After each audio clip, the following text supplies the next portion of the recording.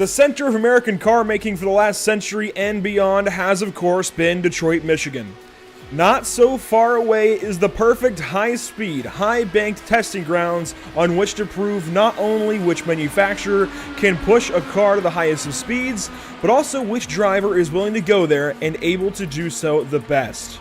The 11th annual IORL Indianapolis... I can't help but laugh about that one. The 11th annual IORL Michigan 500K is next on Pit Stop TV. With that little laugh out of the way, welcome to Brooklyn, Michigan. Eric Brennan, I'm so glad to have you here with our colleague Emerson Arden on our social media coverage for the next installment in a now growing, and we'll touch that a little bit more here in a little bit, but a now growing 2021 IORL season.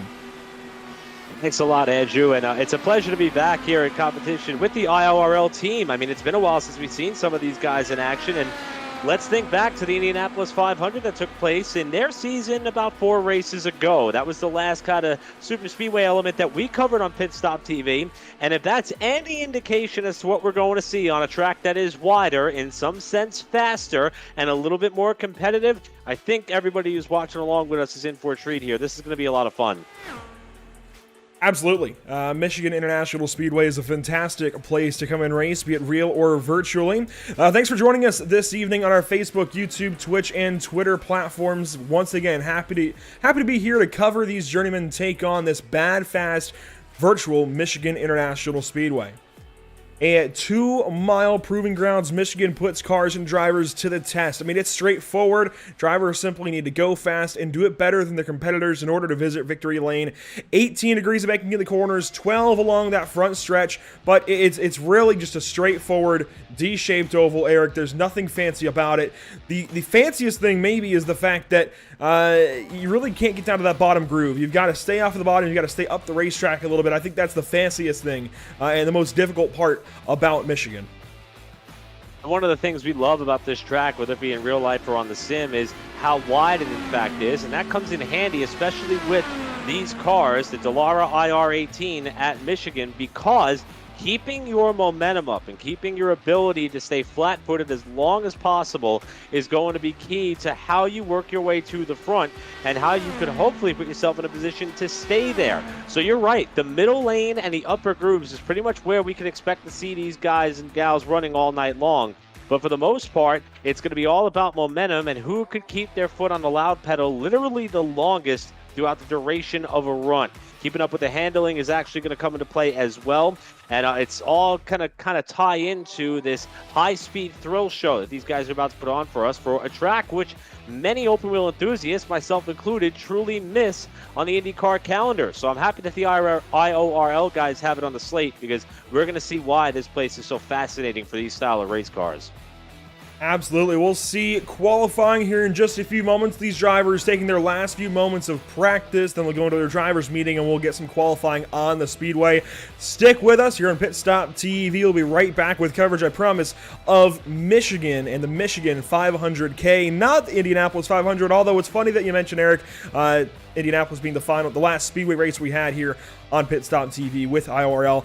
That's why I'm just so used to thinking IndyCars, IORL, Indianapolis must be right, but no, we are in fact at the Michigan International Speedway, and we are about to be right back to you momentarily. We're going to have a quick break from our partners here at Pit Stop TV. Qualifying is on the way. Don't go anywhere.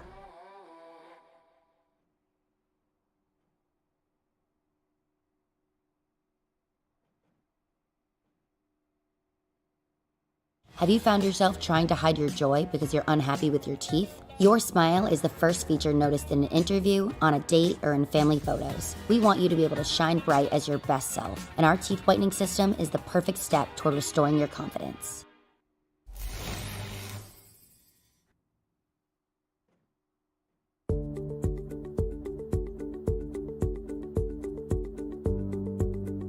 Sound Art is a product that is a speaker and it's art. We combine it together and we call it Sound Art.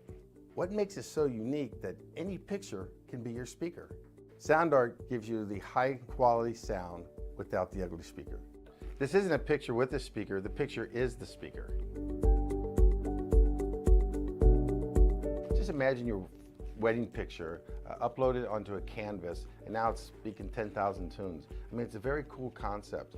What we like so much about it that you can take anything that means something very special to you, upload it on the canvas, have it hanging up in your room, your balcony, wherever you want to put it, and now it's a speaker. I mean, how cool is that?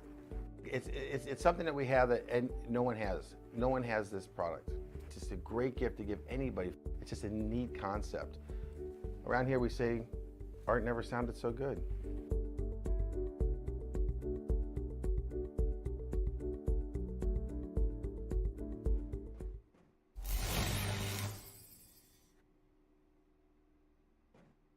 After months of quarantine, we're all interested in how we can become our best self. The team at Permanent Makeup and Cryo is here to help you get the flawless makeup look every day without the extra effort or time. When it comes to your appearance, you deserve the best care that money can buy.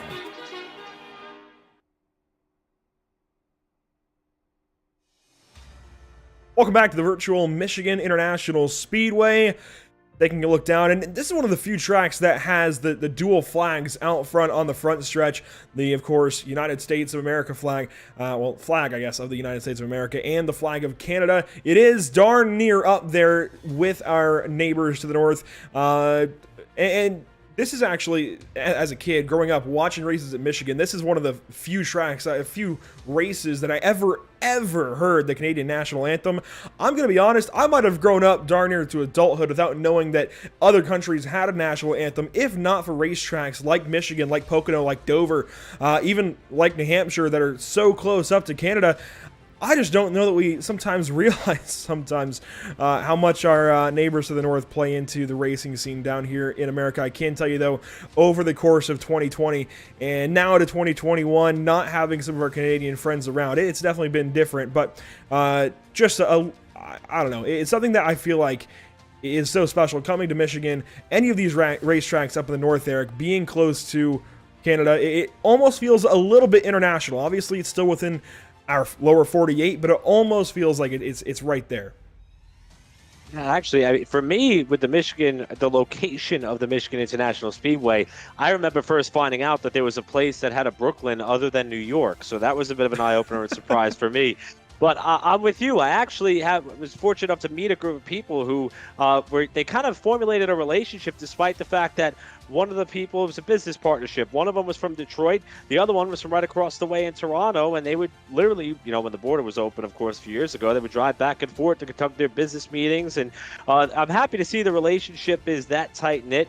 And I'm with you. It kind of gives it a little bit more of that international flair. And if you go back to some of the old kart or IndyCar races at this racetrack, I mean, obviously IndyCar is still a very diversified racing series when it comes to where the drivers are from and how they got to where they are. But you would see drivers from all quadrants of the earth battling at this speedway, and it seemed to have a way where the cream to always rise to the top. You would always see a driver who, if they had it wasn't like a Daytona or Talladega on a stock car side where you'd see a random, wild card find their way to victory lane. Michigan always had a way of producing top-tier talent in the winner's circle, and that's one of the reasons why open-wheel fans and enthusiasts everywhere love this place. It doesn't matter where you're from or how you got started. This place kind of proves whether or not you've got the fortitude and the bravery to get the job done, because it tests literally everything. And as you mentioned in your intro, it's in the heart of the automakers here in the States. Absolutely, a lot to talk about coming into Michigan. Every time a series visits this place, it certainly thrilled back a couple of months ago for the Nork NASCAR series.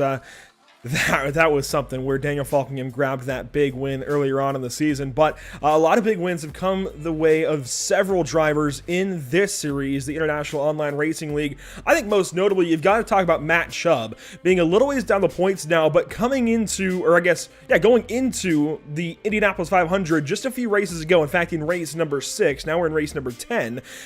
He was 17th in the point standings. Of course, Indy being double points, that really elevates a driver to where they need to be in the championship. And Matt Chubb, hot off of a championship-winning season, really needed that if he wants any chance to go up there and defend his title. And one of the biggest takeaways that I've had so far in 2021 across any form of motorsports that I personally have had the opportunity to cover was Matt Chubb's interview after the IORL Indianapolis 500. And obviously, if you go back and watch the end of that race, it was under pretty chaotic circumstances how that one came down for the wire. But Chubb was someone who we talked to during the race. We got to speak to him after the race when he was celebrating his victory. And it meant the world to him. Actually said that it was right there with the championship that he had because it was the one race, the one opportunity he had to get a job done as opposed to the trajectory of an entire season. And with that boost and those double points you were talking about, it's kind of put him in there despite not having the amount of starts that, say, a Rick Ray Vaughan, Spencer Ray, and company have had. Reed Sweeney's another one who has not made all 9 races so far this season, but the level of consistency, his ability to perform on all different disciplines of racetracks, including a win at Elkhart Lake 2 races ago, it's kept Sweeney's name in the mix as well as the season continues to ratchet up here just past the halfway point. And qualifying now underway for the 10th race of the season. You'll see Sweeney in the field out there as well. You also see Scottless Rambler, somebody who's underperforming right now because of his lack of availability this season. He should be up there fighting for a championship, but unfortunately unable to make the normal amount of races. He has definitely fallen down the standings. Several newcomers in the field this evening. Some to highlight would include our very own Joe Donahue, who you see him sitting in the 11th position. Here he is. Let's ride on board with Joe as he works down the backstretch. So cool to be able to cover Joe in a race.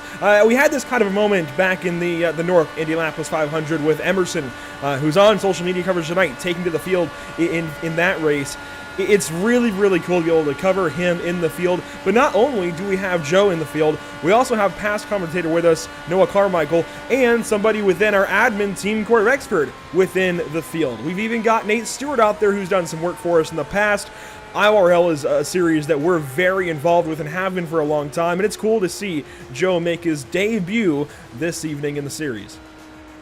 A lot of really stand-up guys who I had the opportunity to meet thanks to you just about a month ago. And Joe was very proud of this paint scheme and having it whipped together in time for this event. And he was really looking forward to this. Not sure he's going to be too happy with that qualifying lap. But Andrew, I've not been on the sim or have been able to drive the Dallara IR18 in quite some time. And for some of our viewers who may not be too acclimated with this car and even on an oval like Michigan, I would imagine that electing to shift between 5th and 6th gear is going to play a big role on how fast you go, not just in qualifying, but once we get down to the race. Is that something that may oftentimes be overlooked on an oval, realizing that these drivers are working their hands and shifting, maybe not as much as they do on a road course, but it still plays a huge role in lap times?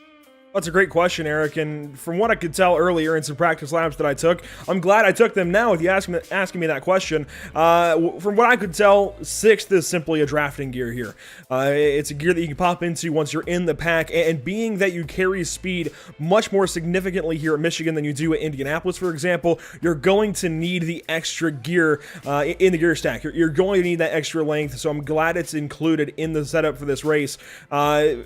You're almost able to drop into 4th on a single car run. I don't think it's advisable, but if for some reason you've got to check up on a long run, it might be there for you to get some extra oomph out of the corners. Otherwise, I think single car, you're pretty much in 5th gear the entire way around this 2-mile speedway. 6th is really that drafting gear as we get set to go here from Michigan. Before we walk down our grid, I do want to talk about the schedule for the rest of the season here in 2021 for the International Online Racing League. You see, it's now 16 races. It was 14 just a couple of weeks back when we covered Indianapolis with these guys, and even when we covered Long Beach to open up the season. It was 14 races ending at the California 500K at Fontana, California at the Auto Club Speedway. Now, that's a bit different. We're pushing into August. Instead of ending on July 21st, we'll end on August 11th. Still at California, but we've added 2 races in slots 14 and 15. The Chicago Street Course and Kentucky Speedway, and they're adding a lot to this schedule.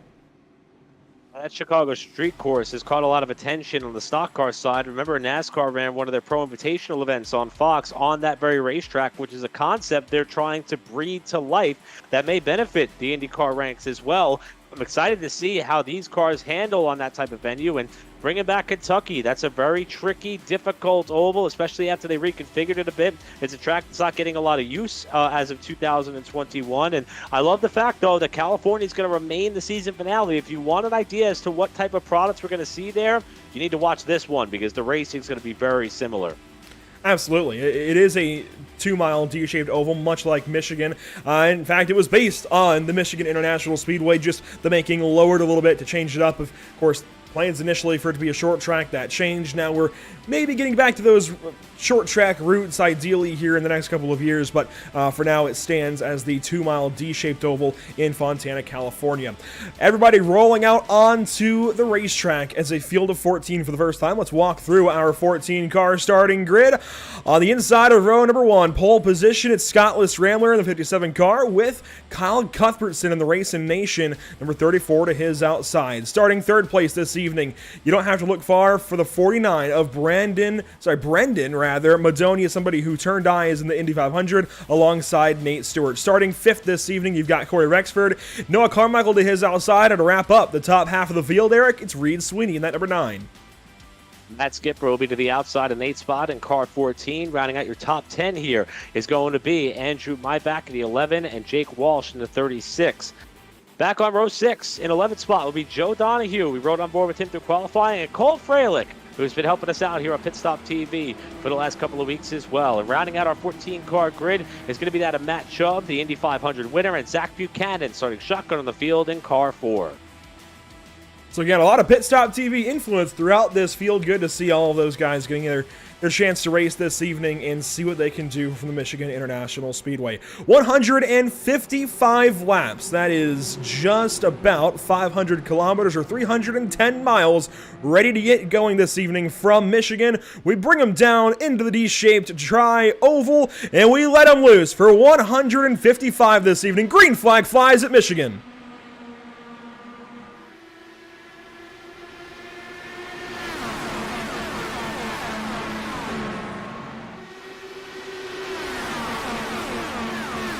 Love hearing Indy cars get up to speed down the backstretch. You see Madonia already to the inside of Rambler, and Rambler already blocking him down there. Madonia now on the slightly lower banking down there, progressive banking here at Michigan, and that bottom side is not preferable, but he makes the move stick, and he will lead lap number 1.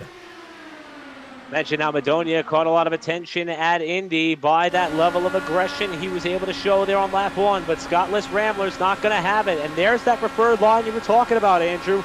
Middle to high groove, propelling Liss Rambler to the point, Stewart to second. Now we got Cuthbertson coming up behind him, and the battle for the lead will intensify in 3. This is what we saw a year ago as, Nate Stewart pushes Rambler up towards the wall. Up the hill he goes, and he's got no front wing. Rambler cannot be happy with that one. That's really early to be doing a little bit of argy-bargy, as we would hear David Hobbs talk about here, and that is some major damage to one of the drivers who we penciled in as a potential favorite. Scottless Rambler well off the pace, and he has lost the pack now. If he comes down to fix that wing, he is destined to go a lap down early in the going here, and I'm sure that he doesn't want to burn his one and only fast repair for the wing change. He's going to have to. He's got to come in. He's got no front downforce, and he's going to have to take to the pit lane this time by at a turn number 4. Here he comes, the 57 car, down to the safety of pit lane, and he has got to be livid over driver chat. But Nate Stewart now has a challenge from Noah Carmichael. The Hot-and-Child number 17 car goes to the bottom side, and Carmichael takes a stab at the lead. Can't quite get it out of 2. Rexford now looming. One thing I noticed there on corner exit, Carmichael got a little bit tail happy there coming off the corner. That transition from the bottom of the racetrack onto the 5 degrees of banking on the back straightaway really going to upset these cars here tonight. And it looks as though it's just a penalty perhaps that we're seeing on Nate Stewart having to come down and serve for that move that he made while trying to take the lead. Think back to Indianapolis and why I truly love the IORL. They penalize silly stuff like that early on in a race. If there isn't a caution, they will penalize you with taking a trip down the pit lane. Much like the end of Indy, quite simply, they don't like contact here. And it's easy to see why. The new damage model on these Dallara IR18 Indy cars, boy, when you make contact, it tears a car up. Scottless Rambler lost his front wing from the slightest of contact. Contact that wouldn't be a problem in a stock car, but is debilitating in an Indy car. The IORL frowns upon it and will penalize you if you make unnecessary contact. That was an unnecessary contact, and rightly so, there's a penalty for it. And even though the drivers are all well aware of what happened here, the contact for the lead, the penalty that was issued, the damage to Scottless Rambler, it's not stopping the front four from being able to jockey around for position here as they've continued their fight. Liz Rambler is in fact one lap down. Looks like perhaps a little bit of netcode may have taken place there for our leader.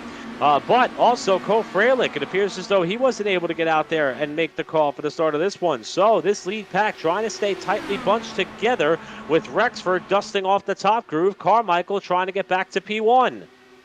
Cuthbertson reeling these guys in. I say reeling these guys in, probably holding himself a bit of a gap.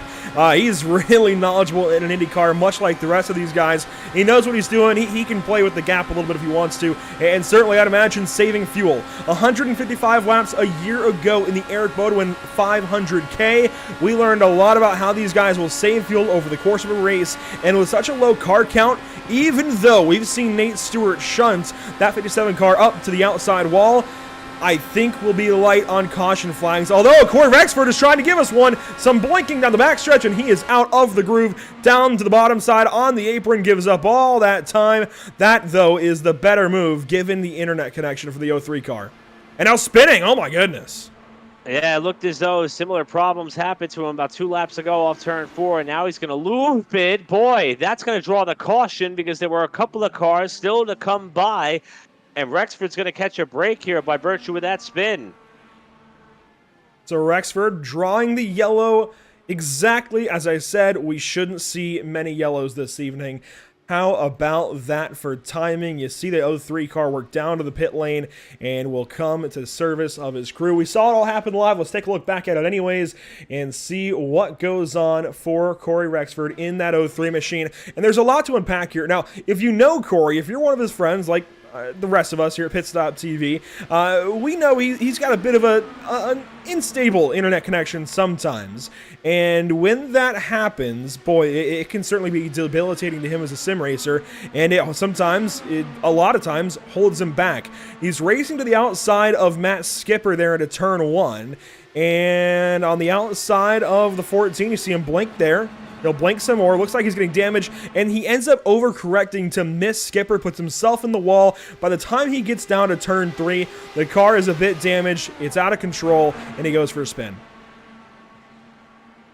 And your heart breaks for somebody like that. Now, I think for a while I didn't quite understand, although this moment here took my breath away. Here comes a couple of cars into the frame as Rexford wisely was able to back up out of the racing groove, but when I first started to get involved in calling some of these iRacing contests and esports in general, and I started to see people experience connectivity issues like that, the best explanation that I had is it's the equivalent to a mechanical failure. And that kind of eased my fears a little bit as far as, how it could be observed in the outside world. And unfortunately for Corey, it's something that he's been battling for quite some time. Truthfully, even as a commentator, it's something I've been battling for quite some time. So you're pretty much at the mercy of your service provider in some cases. And fortunately for him and the field, he's kind of got a little bit of experience in that nature. And as you mentioned, he got that car well out of the way before he collected any innocent bystanders who may have been swept up by that bit of misfortune, which hasn't taken him out of this race by any means, but it has put him behind the 8 ball for sure.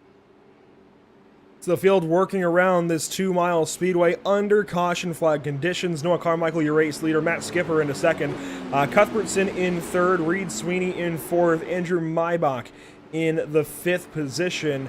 I do want to call attention quickly to Matt Skipper here in this number 14 car. This is somebody that I used to race with way back in 2017 or so, back in the NMNTS Monday Night Thunder series. I don't know if anybody watching knows that series name, but it's been a long time since I've seen Matt Skipper on the service. It's good to see him out here. He's been getting involved in the real racing scene down in Florida. I want to say in karts, certainly getting into some dirt karts and such. And hey, Eric, you do a lot of WKA stuff. I'm sure you know a thing or two about dirt karts at this point in time.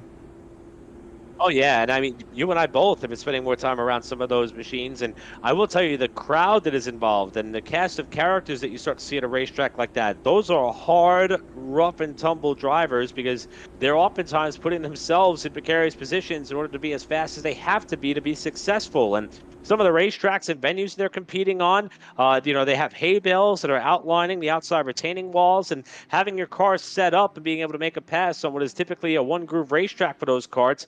It is challenging, but it's also a really good learning tool as far as car control. And I'm sure that Skipper has been able to take a number of those skills and facets he's been able to absorb throughout that pathway and parlay that into what may be a growing presence on the sim. Because I'm with you, Andrew. I was going through this. I have not seen Matt Skipper before on the service, at least not on any of the events that we cover. And I was trying to pull up some stats here, and this appears to be his first start of the season, according to the standings I have in front of me. And so far, so good, running second.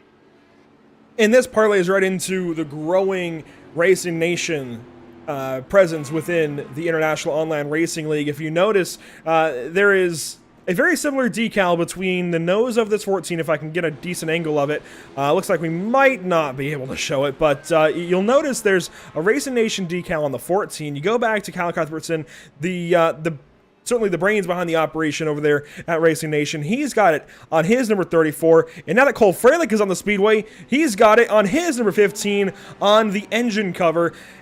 And if you go over to the 16 car of Joe Donahue, he's even got it on his number 16. A growing presence within the series, bringing a lot of drivers over here, a lot of support. Jaron Fast, who was, fast in the Indianapolis 500. He's involved over there. A lot of these guys, in fact, Noah Carmichael is involved with those guys. A lot of these guys all involved with that operation. It basically covers IndyCar racing. Racing Nation covers racing. Imagine that. And a big shout out to Kyle Cuthbertson and the program over there at Racing Nation. That's something you see in the real world presence as well. I mean, Andrew, you and I spent some time at Summer Shootout last night at Charlotte Motor Speedway, and we see a number of Legend Car and Bandolero teams that operate under the same umbrella. I hate to use the pun that was also popular back in the 90s, but I'll probably get a lot of flack for this here. But teamwork really does make the dream work, it seems, in motorsports. So I'm never going to say that again on air, I promise. But it does seem to work. The more people that you have, there's strength in numbers, there's more information and intelligence that you can pull from one another. And I'm happy to see that formula make its way over to sim racing as well, because it does seem to work, and the evidence is in our running order. I mean, those guys are all kind of keeping similar pace to one another. Granted, it's still early, and they can kind of lean on each other with that. So it's really nice to see that element of it. And racing is not a selfish sport. I mean, it may seem so from a distance, but there's a lot of teamwork that goes into it, and let's see how it pans out here for the remainder of this race. Certainly, teamwork does make the dream work. Lap 12 coming to lap 13 with a green flag, and Noah Carmichael leads us back to green flag conditions. We'll dive down to turn number 1, back under racing conditions, 200 plus miles an hour. We're already up to 210. And quickly, Skipper down to the bottom side, uses that draft to get alongside Carmichael at the very least, now usurps him at the race lead and bringing Cuthbertson with. That's not going to take too long for Skipper to get up towards the front. Now the question is, what can Carmichael do to respond? Not many times we've seen him be complacent to ride second in line, and right now he's continuing to stay glued to the top side while Skipper runs down low. This may give Carmichael the advantage of 1 and 2, and that bit of drafting help he's got from behind by Cuthbertson is going to hopefully help Carmichael get off the corner, but Skipper perfects the low line off turn 2. Side by side for the race lead, the rest of the field of 14 stringing out behind, and Carmichael almost up the racetrack. That would have been tragedy for Skipper and Carmichael. I think they both would have been in the wall. Now down the front stretch, and leading lap 14 will be the 17 over the 14, and they'll dive back down to turn number 1. So we're already seeing how easily these guys can battle, but also how easily it could go wrong. Very surprised, though, that despite how heavy they're battling for the lead, now they got help from the fight behind him for third. I thought that Cuthbertson was going to be closing up. He's got his hands full with Sweeney, while Carmichael tries the crossover here off of 2. He's going to duck down to the low side. Oh, you don't want to pull a slide job, even though that's that Hodenschild style paint scheme, but he is going to come up across the bow of Skipper, and Skipper is going to try to take it back down low. One thing I know about Noah Carmichael is he's constantly at 100. He's never going to give you 90. He's never going to give you 80. It's always going to be 100% from the driver of the 17 car. We're seeing that so far this evening, battling here with Matt Skipper, but we're seeing it given right back. Skipper wants this race lead. He wants to control this one, and it's very, very early, but these guys are fighting for valuable track position. We're seeing some side-by-side for the back. My back is in the mix of all this. We've got Madonia around the outside, Donahue out in front, and Nate Stewart's in the mix. Surprised to see Madonia fall back a little bit after being so aggressive on the opening lap of this race. Now trying to protect the high line here as we go on board with Nate Stewart, who, remember, is trying to battle back from that penalty after contact with Scott Lisrammer, who, by the way, is back on the lead lap already. So this race is still very early in the going, and a couple of front runners who had to deal with some differing problems trying to work their way back forward, but it's still these two playing the lead shuffle with Carmichael holding the top spot off 4. Let's mix those cards around one more time, maybe make a few cuts as we come across the start-finish line to take lap number 18. Sweeney and Cuthbertson, they're starting to draft right back up to these guys. We will soon have a 4-5 car battle. And here comes Donahue as well in that number 16 car. I think he's going to sit back. He's usually pretty temperamental, not temperamental, what's the word I'm looking for? Pretty calm, certainly. I was looking for a different one, but calm will work. He's going to sit back. He's going to be calculated for sure within that number 16 car. I would go with patience for the most part, and then we see him exercise it here. Goes way up the racetrack and gives up that spot to Cuthbertson as he comes to the corner, and Nate Stewart as well. Now he finds himself outside of what is nearly a 3-wide battle as we've got Maybach moving up down low on Donahue for position. So a couple of cars married to that top lane here, while we now have a 4-car group at the front, and trouble, a spin off turn 2. Cuthbertson around out of turn number 2, down to the bottom side of the pavement, and we've got trouble for the 34 car. Just talked about his advances earlier on in this run. He got up there, fought for the lead for a second, or at least thought about fighting for the lead for a second, and was starting to slide back. He was to the inside of Donahue for a moment, and now around on the inside of the second corner. We'll take a look back, and you called it out. They were almost 3 wide out of the final corner to finish up lap 19. I think it was lap 18, actually. You can see where Madonia was thinking about it. Madonia thought better of it, and I think that was a good move, considering that could have happened into 1, at least what we had out of turn number 2, but I think this is going to be a single car issue for Kyle.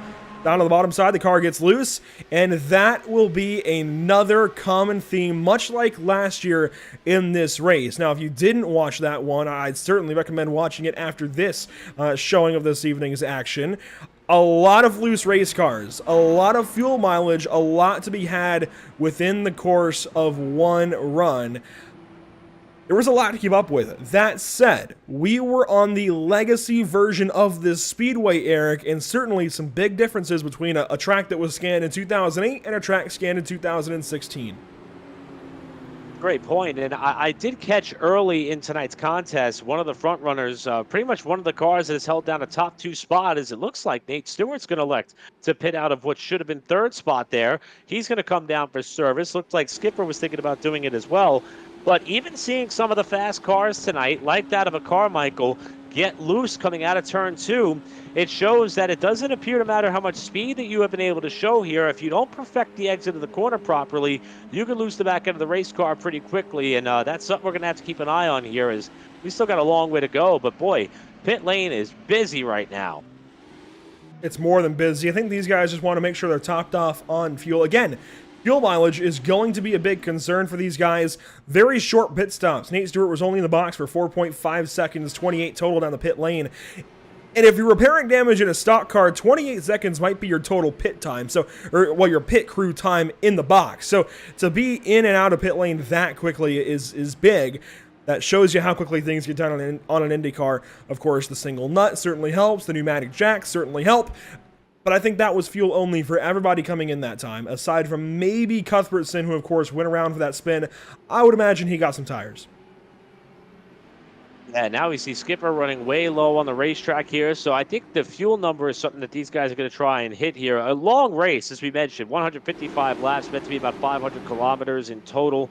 And not really knowing, I mean, you said in your lead-in, Andrew, that, we did not expect for us to see that many cautions. This is our second one here of the 21 laps run so far, but you don't really know how many more of these yellow flags you're going to get. So that could start to break up a bit of pit strategy, especially when it comes to hitting the fuel number later on tonight. And some of these guys may be taking that into consideration, and we'll see if more elect to try to come down and top off here before we go back racing. Looks like everyone will just keep it low for the time being while one of our drivers receives the free pass. And that's just something we're going to have to keep our eye on as best as we can. We'll document the cars that came down under this caution, and we'll see where they end up here after another fuel run. And we're taking these extended yellow flags to get one man back onto the lead lap, and I certainly am not against it. Cole Freilich on the speedway right now. I believe he was taking up some prelim responsibilities for the Firecracker 400 put on by eraser.gg, and he's trying to get back up to speed and get these laps back and get back with the field here. I like that IORL does this. Of course, it's not ideal that Cole missed the start of a race for a separate event, but such is life in sim racing, and that's very, very common. Certainly much more common than you might think. So to get him back in the field and get one more car back in this is certainly pretty big, and I like the move, honestly, from a series standpoint, wanting to keep as many cars in this race as possible. We're on lap 22. One thing we haven't hit yet, Eric, is the weather this evening. About 82 degrees in the air, 101 on the racetrack. I don't think that's the source of our problem with some loose race cars, but certainly a contributing factor to keep our eyes on over the course of the next 133 laps or so. I can't quite do the math as to how many miles. I think that's 266 miles, but certainly I can't do the math on kilometers on exactly how much we've got left. But it's some big number, and we're ready to get back racing and try and knock that number down some here. So, 133 to go. The green flag comes back out. Carmichael still leads. We'll do it all over again.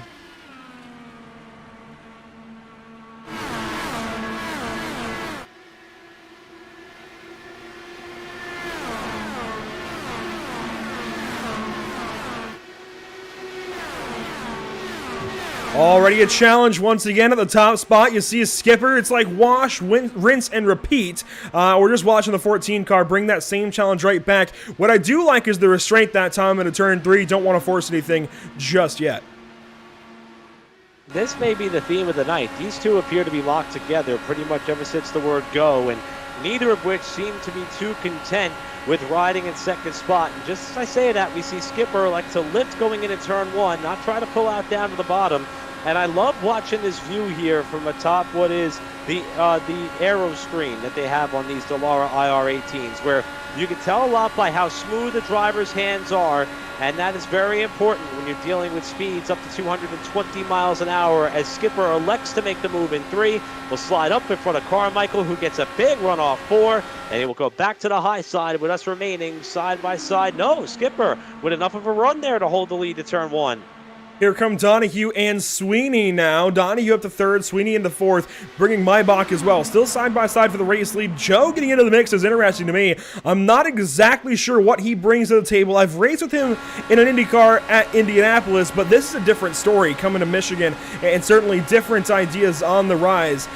I'm not exactly sure what to expect with the addition of a 16 car to this battle. You see Carmichael take the point now. Here comes Donahue, 3 wide across the stripe, and he's going to have the lead, I think. He does. That was the big enough. Oh, maybe not. Yes, look out. Boy, Donahue started to wash wide and almost caught the side of Skipper, and he's going to pedal it big time, and that's going to cost him off the corner. Maybach now with the run, that gold and black 11 to the top side. He wants an extra couple of spots. He's now into podium position as, Donahue tight again. He's starting to realize quickly how bad the aero push is. Here comes Ramler. Scottless Rambler, who was minus a front wing early in this race. In fact, it happened on lap 2. Finds himself not only back on the lead lap, not only up into the top 10, now trying to break the top 5 for the first time since the misfortune to kick things off after starting this race on pole. And he appears glued to the outside, going to try to shuffle Donahue back one more spot as they hit 3, with things starting to fan out ahead of him. Donahue holds the spot for now, trying to get back up on the inside of Madonia. Tires beginning to wear on these racing machines. A lot of them have not pitted since the beginning of this race. Those drivers being Noah Carmichael, Matt Skipper, Brenna Madonia, Andrew Maybach, Joe Donahue, and Reed Sweeney. None of them have pitted. That explains the arrow, pushes Madonia, almost wipes out Skipper and more. Now Maybach scrambles, Donahue scrambles. We're 2-3 wide down the backstretch. Madonia losing a lot of time. Here comes Stewart. Now Donahue way down low. That bottom lane does not have the same level of grip that you would have if you stay up towards the middle or top side of the racetrack for sure. Madonia there nearly wiped out a few of the top 5 contenders that time, coming out of turn number 2, or through turns 1 and 2, I should say. But he is able to live to fight another day. He's currently running in 6th. Now here comes up in the 2nd spot, kicking Skipper back 1 position. That is Maybach up in the P2. Let's see if he's got anything for Carmichael, who's been able to hold the lead for a pretty decent amount of time after the restart. I might be losing my mind staring at pixels all day, but I think Carmichael either came close or definitely got the outside wall there out of turn number 2, and it didn't look like it was anything caused by the tire starting to fall off. It might have been by his own volition, just making a move, and you see Skipper, the amazing run to the inside. I can't believe how quickly these guys are able to get these runs in these IR18s. Oh, we see 2 cars in the wall. Carmichael, one of them, they scrambled on the backstretch, and a caution has got to come out for this. Maybach hard on the outside wall. He is stopped up there. The caution flag finally flies. There it is, Maybach in that gold and black 11 car. He got the wall behind Carmichael. Rambler had nowhere to go. Oh my.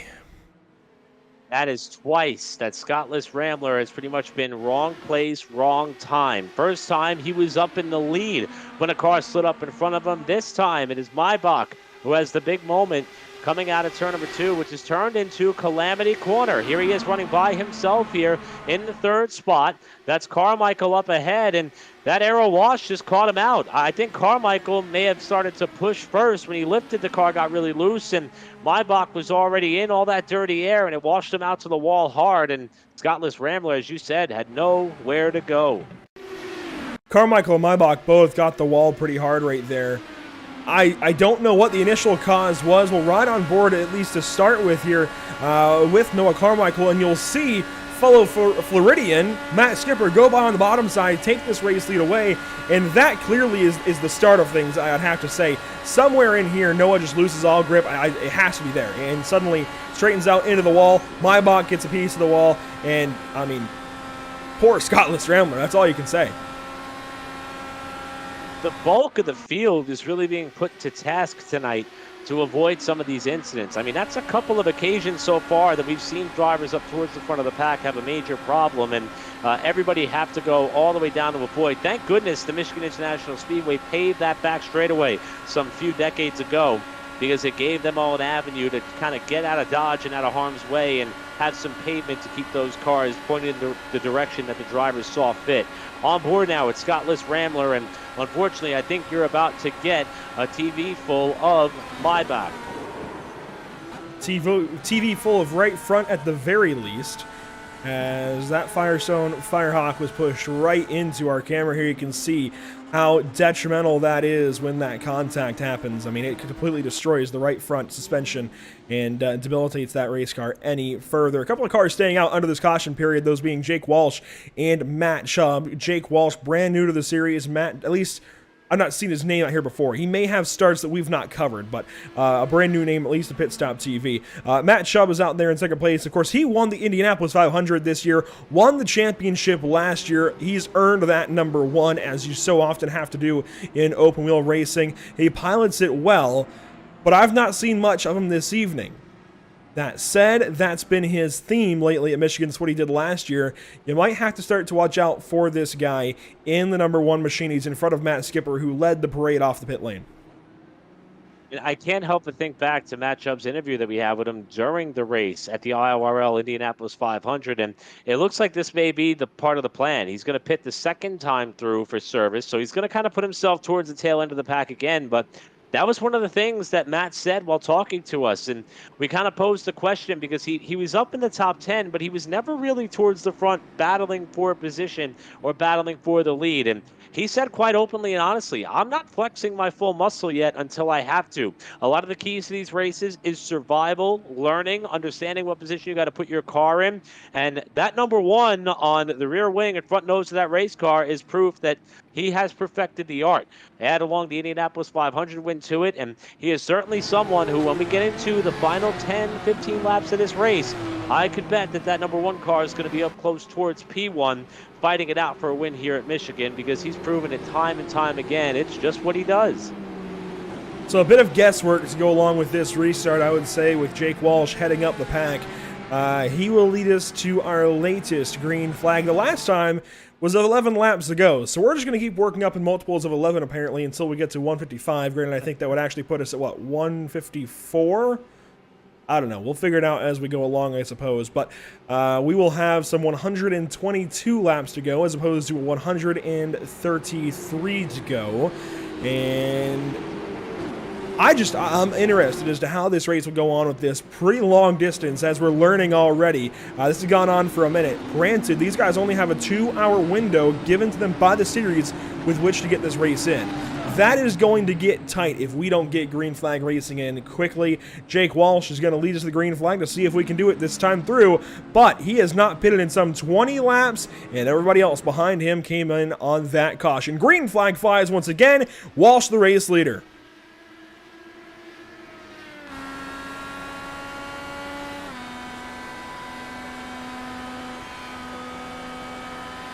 And already swallowed up, side by side, 3 wide, they go on by. Skipper takes the race lead, brings Nate Stewart with, and here comes Noah Carmichael. They're all right back at the front of the field. 1 car way to the inside, we stay green. Nate Stewart, haven't seen him up towards the front since he had to relinquish the lead and serve that penalty for the contact he had with Scott Liss-Rambler earlier tonight, who now finds himself, Liss-Rambler that is, 2 laps down. Side by side for the lead, Skipper and Stewart, who have proven to have some of the fastest cars tonight, as well as that car that's up in P3. Survived the scare off turn 2 during the last caution. Noah Carmichael rides third, and it's Skipper on the bottom trying to take the top spot away from Stewart, who continues to hug the high lane. Of course, these drivers get themselves a fast fix with which to stay in this race. Now, we mentioned earlier Scott Liss-Rambler's issues. That likely would not have cost him his fast repair. He's likely still in this race, albeit after taking a tow, it looks like. I would imagine that first bit of damage was given to him by the sim. You can replace wings on the sim and be okay. I believe nose cones fall into that category as well, much like you would see in normal repairs in an IndyCar race.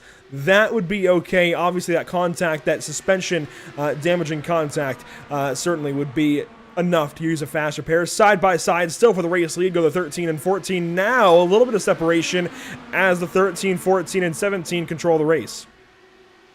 Allowed a couple of other cars to come up into the mix. I mean, after that restart, I thought Walsh was going to go to the tail end of the field. He's now having a look on Carmichael for what would be the race for third. Joe Donahue's back up into the mix, and just as we say it, here comes Walsh outside of Donahue here, or make that outside of Carmichael, I should say, off turn 2. That gets close off the second corner, and he's got the help of the slipstream. He'll use the tow from Skipper to take over that third place in 3. Getting ballsy out there is the 36 car.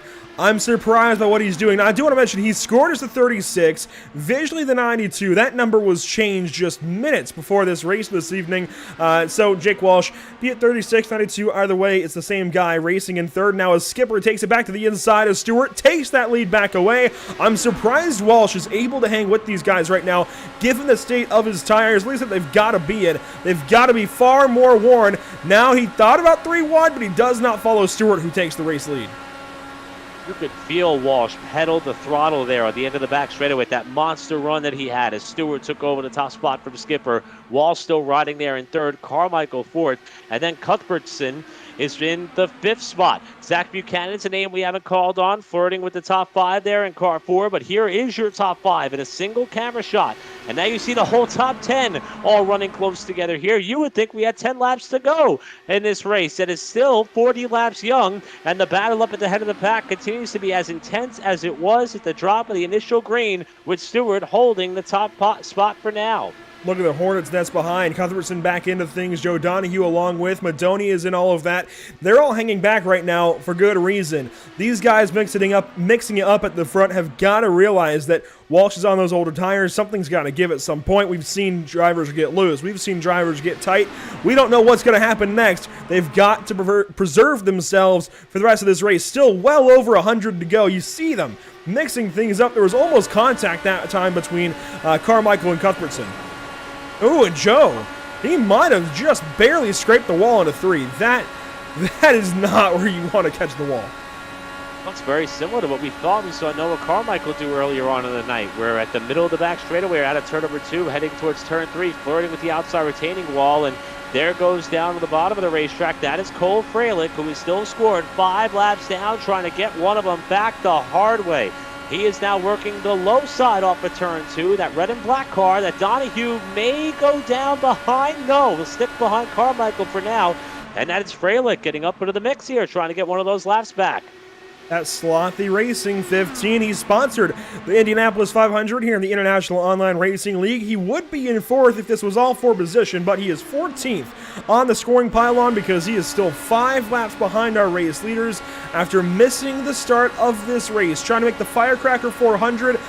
Off the top of my head, I don't know when that race is. You'll have to follow eRacer on Twitter for more, but I do want to give him props for making the top 88 at least to go either for the Firecracker 400 or the 200. Now to the outside of Walsh. That is rather optimistic right now with those old tires on that 36 car. Boy, I'll tell you what, Cole Freilich is turning into the show. It may not be for position, but it's certainly for our entertainment. He is now the second car in line. He has separated the top 2, and it's going to try to get up to and around Nate Stewart. And we're inching towards that 11-lap mark you were talking about there, Andrew. Maybe Freilich knows there's a caution coming here within the next lap, and he's going to put himself out front to get one of those laps back the old-fashioned way as Freilich now leads this pack. Stewart still leads the race. Thankfully, it looks like we'll take the 44th lap under green. Stewart puts that 15 car back 5 laps down. These leaders understand the concept of Freilich battling with them, but they can't be happy with it. They've got to try and race the guy at this point as if he's battling them for the race lead. You see that move once again from Freilich back to the inside of Stewart. It's always annoying as a leader to have a lap car battling with you, but in context, it makes a little bit more sense, I suppose. I mean, we covered the Nork Series here on Pit Stop TV, and I remember in their version of the Indianapolis 500, David Shutt was a lap down with 5 laps to go, put himself in front of the field, was able to cycle back through on a late race restart and green-white checker, and ended up coming through to win the race. Now, Freilich's got a little bit more weight to pull here at this point in the race, but he is certainly working just as hard as anybody to put himself at the head of this field and maybe making a statement by doing so, proving that he and that car is in fact fast enough, but now he's going to come to the pit area. The stint on that car before coming into the pit lane, some 40 laps. He knew he had to get at least one of those laps back to help his chances of getting back on the lead lap sooner if we got a caution flag. 40 laps. That's how long it took him to visit the pit lane after joining into this race. So understandable. Very, very understandable that he pits here on lap 46. He's got to get tires and fuel. Now, things changing for third. Joe Donahue up into that bronze position. Was taking the fight to the 36 of Walsh for a moment. Now falls back a little bit, and Skipper will bring the fight to the 16. I'm surprised that both Skipper and Carmichael have not been up towards the front of the pack as we've seen them do so over the first 30 laps of this race, but they're keeping themselves in that lead draft as Donahue flirts with the concrete, or a safer barrier off turn 2 that time. Skipper now back up to third. Here comes Walsh, hunting the lead on Stewart in 3. I'm amazed that Walsh has the fortitude with which to do that, at least momentarily. It wasn't going to hold. He couldn't quite clear Nate by turn 3. He lets that position go back the way of the 13 car, and Stewart runs away with the race lead for a moment, but bringing Matt Skipper along with him now. You see the detriment of that 36 car falling way back is the Carvana number 36. I love that he's running that Jimmy Johnson paint scheme, but it's not quite working out for him just yet. We're lap 48 of 155. Nate Stewart leading leading. You've got Matt Skipper in second. Joe Donahue, our very own Joe Donahue, in third, along with Brennan Madonia fourth. Noah Carmichael fifth. Jake Walsh sixth. Reed Sweeney seventh. Our own Corey Wexford in eighth. Kyle Cuthbertson in ninth. Zach Buchanan 10th. Matt Chubb runs 11th. Andrew Maibach 12th. Scott List Rambler in 13th. And finally, our own Cole Freilich running 14th. Now at 49, as quickly as I said 48, we're on to the 49th lap. And Eric, we're starting to see kind of how this race might go if we're able to stay green. The one element that we've noticed here, and the one misconception a lot of people have when it comes to Indy cars on ovals, is they look like they are truly glued to the racetrack. However, as the run goes on, you burn off more fuel and the tires get a little bit of an element of wear to them. They could get a little bit evil to handle, especially if you're not in the exact proper spot you need to be as far as perfecting your line through the corners. One car that appears to be struggling a little bit with that handle is that of Jake Walsh, who has fallen towards the tail end of the field right now. In fact, he's fallen back to 8th, lost the lead draft to the 7 cars up ahead of him, and he's now putting himself in position here to maybe nurse it to the end of this fuel run. So handling is going to be a big deal. In fact, here comes Walsh onto the pit lane. Jake Walsh showing his hand, and that's what happens when you stay out on one of these cautions a little ways towards the midpoint of the race. I think you can afford to do it certainly earlier on, but once you hit about lap 30 or so, I think you've got to capitalize on cautions when you've got them and not go more than 10 laps or so with it, well, while staying out. He's going to slide through his pit box as well, so problems compounding for the 36 car. Everybody else still running around this speedway. Now, a lot of names in this field attempted last year's race, but new ones still include the entire top 3, as well as, I want to say Sweeney might be new. I'm not entirely certain there. As side by side, Joe Donahue! Buddy! Joe is up to the race lead, and he's got it outright. Oh my, lap 52, and Joe Donahue, the broadcaster, leads at Michigan.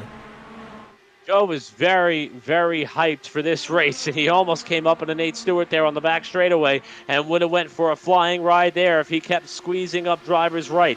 Stewart's going to work the high side. Donahue, though, I think I'm starting to understand why he was so eager to get in on this field, because he's got a fast hot rod tonight, and he's trying to parlay that into a Michigan victory. He's making that low line work, though. That's one of the first drivers I've seen be able to work that low side there through turns 3 and 4.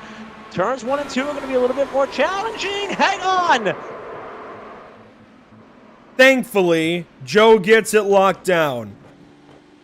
Boy, my heart skipped a beat a little bit when I saw that 16 car pitch around in the center of the corner right as we took his onboard. Oh, the last person I want to give the broadcaster jinx to is our own broadcaster in Joe Donahue. Thankfully, saves that race car, keeps her going.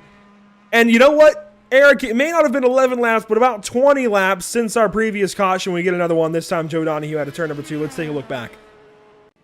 I think I'm going to be the one to take the blame for that broadcaster jinx there, because I pretty much said how he was able to work the bottom in 3 and 4. 1 and 2 is going to be a little bit more difficult, and it was a little bit too difficult. And heads up move by Donahue here to lock it down on the spin off the turn 2. We're going to be on board with him for this one, but you're right. Yellow fever is a trend that we did not think we were going to see tonight, and it has pretty much all been here. The back end just gets so light as he starts to transition. And as you mentioned, the term progressive banking gets thrown out a lot. It's just the way the track was designed at the Michigan International Speedway. And once you start to come across one of those seams here where it does kind of transition, then also fall off to flatten out from 18 to 5 degrees in the back straightaway, if you're not up to full momentum that could keep all the downforce in these cars by running a little bit higher, they just get light in the back. And I don't know how he locked it down in time before slamming the inside safer barrier. I mean, if he was a little bit further down the track, he definitely would have caught the front end on the wall, and he was able to drive away from that one, albeit with some flat-spotted tires. All it would have taken would have been, I think, pressing the brake pedal maybe a millisecond later, a half second later, something, in order for Joe Donahue to be in that inside wall. Certainly, it would have been a very small margin. Thankfully, keeps it out of the inside wall. He'll continue on here in the Michigan 500K. But what do you say we check in with the driver of the 16, see how he's doing, especially out of that one? We've got to hear how Joe Donahue is doing this evening. Eric, he's coming your way. Really excited to hear from this driver after that ride. Joe Donahue. Joe, you're usually on this side of the fence. Now we're the ones sitting here oohing and ahhing at you, man. What happened off turn 2? Yeah, you guys got me here? Yeah, we got you loud and clear, buddy. All right, well, you know, it's that banking, that bottom line, the seam in between the very bottom and the second line up is just royally difficult. It's so significant, the change between those two lines. And I was trying to stay down low of Chuck Yeager there, and I just couldn't get my wheels lined up right going into the corner, and I had to deal with it the whole way through, and I almost made it. Oh well, there's plenty of time left in this race. The good news is, though, you didn't sustain that much damage. I mean, I know you had to come down. You're going to be at the tail end of the pack. You were really looking forward to this race, Joe, and I think it's because of your level of experience, confidence, and speed. As you said, still got a long way to go here. 100 laps remaining. You like your chances? You're proving to be pretty fast tonight, buddy. Yeah, you know, I think there are a lot of people who aren't really as willing to dive into the bottom of 1 and 2, at least that I feel like I am. I feel like my car's hooked up really nicely, and I was really excited coming into this race. I'm still excited. I mean, I'm out here having a good time with the guys, racing out here on Pit Stop TV. Shout out to my dad. He's watching over a room or two over from me. But, yeah, I feel confident and, you know, got to work my way back up, but there's time to do it. Oh, we certainly love working with you on this side of the broadcast, but I think I speak on behalf of Andrew and Emerson, who are on the team with us tonight. We're also having a really good time watching you and some of the guys get out there and mix it up. You've kept us entertained and on edge, and we expect that trend to continue. Joe, good luck the rest of the way tonight, bud. Hey, thanks, guys. And I got the broadcast right beside me, so as much as I can look to the side without crashing my car, I will. Priorities first, bud. Priorities first. Good luck, buddy. We appreciate it. Thanks, guys. And that, of course, is Joe Donahue, who, if you can't tell, just not only incredible as far as being able to, you know, provide descriptive detail as to what he's experiencing. That is one of the best in-race reports we've ever had, I think, on the platform, at least in my existence at Pit Stop TV. But also just a great guy. I mean, he is one of the most fun people to work with. He's a great friend to have, and that's why we're shining a spotlight on him here despite the misfortune. And I mean, Andrew, how do you break this guy's spirits? I mean, he just spun off a turn 2, albeit virtually at 215 miles per hour, and put a new set of tires on it, and he's ready to go out there and do it again. I don't know how you break that man's spirits, but I don't want to know how because I don't want it to ever happen. Joe Donahue was always a ball of excitement, a ball of happiness, and he's ready to get back at it. The far side of 100 laps to go at Michigan. Zach Buchanan now leads us to the green, and we get the party started one more time. Under 100 to go from Michigan.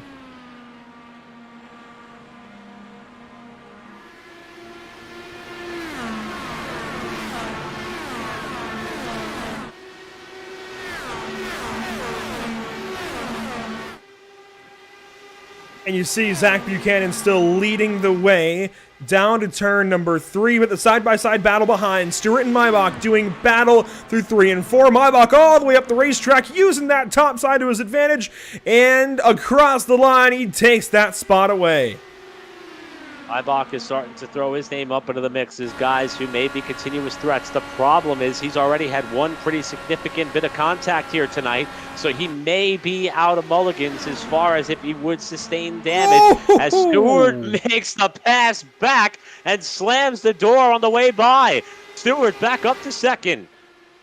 There were a couple of things to look at there. Stewart making the pass on Maybach, as well as Matt Skipper squeezing Brennan Madoni up to the outside wall out of turn number 2. That's what caught my eye and was oh so close to contact down the back stretch at Michigan. Thankfully, things get sorted out. Here comes Carmichael to the inside now with the 49 car. He will look and likely take that 4th spot away. Maybe not. That bottom side is certainly good for passing, just not quite good enough to make this a proper passing race, but Stewart's got a big run. He'll take his shot at it. Down to the inside. We saw this go awry earlier. This time it works. Stewart's able to make that pass, and I think at this point in the race, Andrew, the preferred passing line has to be inside 3 and 4. We're going to see Zach Buchanan try to make the move here through the tri-oval towards the start-finish line, but if you cannot complete the pass, which he was able to do so in turn 1, I don't see how anybody wants to be on the bottom of the racetrack off turn 2, as we've proven 4 or 5 different occasions how treacherous it could be. Now we're starting to see a little bit of snaking of the draft on the back straightaway, and Nate Stewart doesn't care. He's back through, back to the lead in 4. I'm not surprised that Nate Stewart is full send right now. He usually is. He grabbed a pretty important Road to Pro win at Charlotte not so long ago. I was privy to that one. He's won a lot of races, though, in Road to Pro this year, going for Well, it's no longer the Pro Series here on iRacing, but I believe the eNASCAR Contender Series, I believe was what he's going for contention within this season in 2021. We'll see if he can get there, but right now, showing his prowess in an IndyCar as well, back down to the inside of Buchanan, takes the lead away. I love the fact that these guys are able to shuffle the lead around, and they're not really giving up all that much ground. They got a second over the new third-place runner in Carmichael, and if they keep tussling here and they can sort things out for third on back, this battle for the lead is going to multiply as Buchanan takes the lead away. So Stewart appears to be the driver who gets the edge in 3 and 4. Buchanan makes the pass back on the end of the front straightaway. Wash, rinse, repeat. Here we go again. In 3, Stewart down low. I think at this point, this is pretty clear planned leapfrogging between these two. If this isn't planned, this is spectacular stuff. They continue to drive away from the field, building that gap larger and larger as Carmichael and Rexford and now Skipper do battle for third. Drop back there and take a look at that fight that's happening here. And look at this mess. How about drivers who are trying to commit to that bottom side? Corey Rexford is one of them who lost the nose off the corner. That was the black car on the inside who lost 2 spots. Maybach got by him. Madonia got by him. Rexford still lost enough momentum to lose more spots there to a couple of other machines. Scottless Rambler got by, but he is still 1 lap down. These are a couple of drivers who, if they could figure things out here, they may be able to catch the front 2, but they're staying consistently about 1 second behind. You see these guys still riding around, leading the show. They continue to leapfrog. This is certainly the strategy, and it's a strategy at Daytona in the 24 as well. You got to leapfrog to share this draft, to split this draft, to continue getting these big runs, and of course doing the old Ricky Bobby shake and bake slingshot down to the inside to take that lead back away. And it just preserves momentum instead of slowing down to check up for a corner, but this time it fails. You see them side by side across the line, Buchanan down low. And trying to make that move down in turn 1. And for me, I'm not sure if this is an element where these two have kind of figured out a rhythm that they could fall into and just kind of keep doing the same thing lap after lap, knowing they're minding a gap. It's in the tune of about 0.8 of a second to a full second to that battle for third. But the question becomes, once this rhythm is broken and either Stewart doesn't complete a pass in 3 and 4 or Buchanan doesn't get the job done by the end of the front straightaway, what are they going to do then? Because they've gotten themselves in this same pattern as Buchanan does it yet again at the end of the front straightaway. And I'm curious if this does start to run dry, how are these two going to continue racing one another as they've kind of perfected the art of the bait and swap between these two?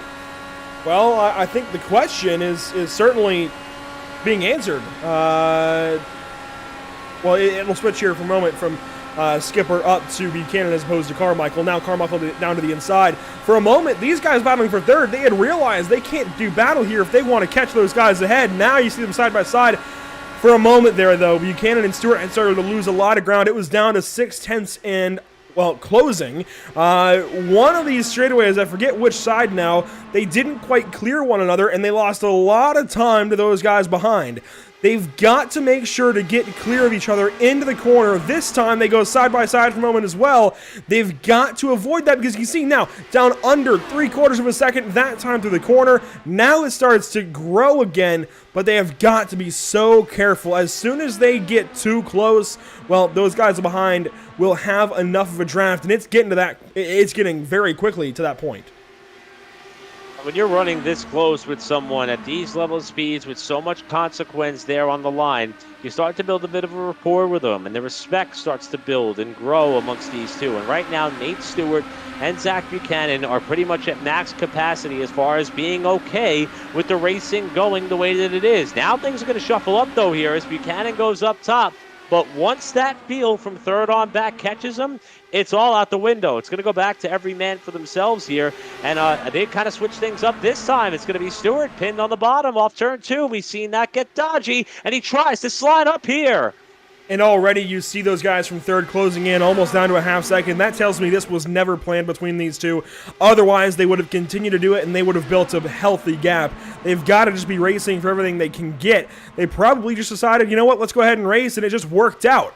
That they were leapfrogging perfectly there for several laps, now still side by side, switching roles once again. Stewart to the inside this time, into 1 and 2. He'll have the lead, but I don't think now that you've relinquished that gap that they can build it back up.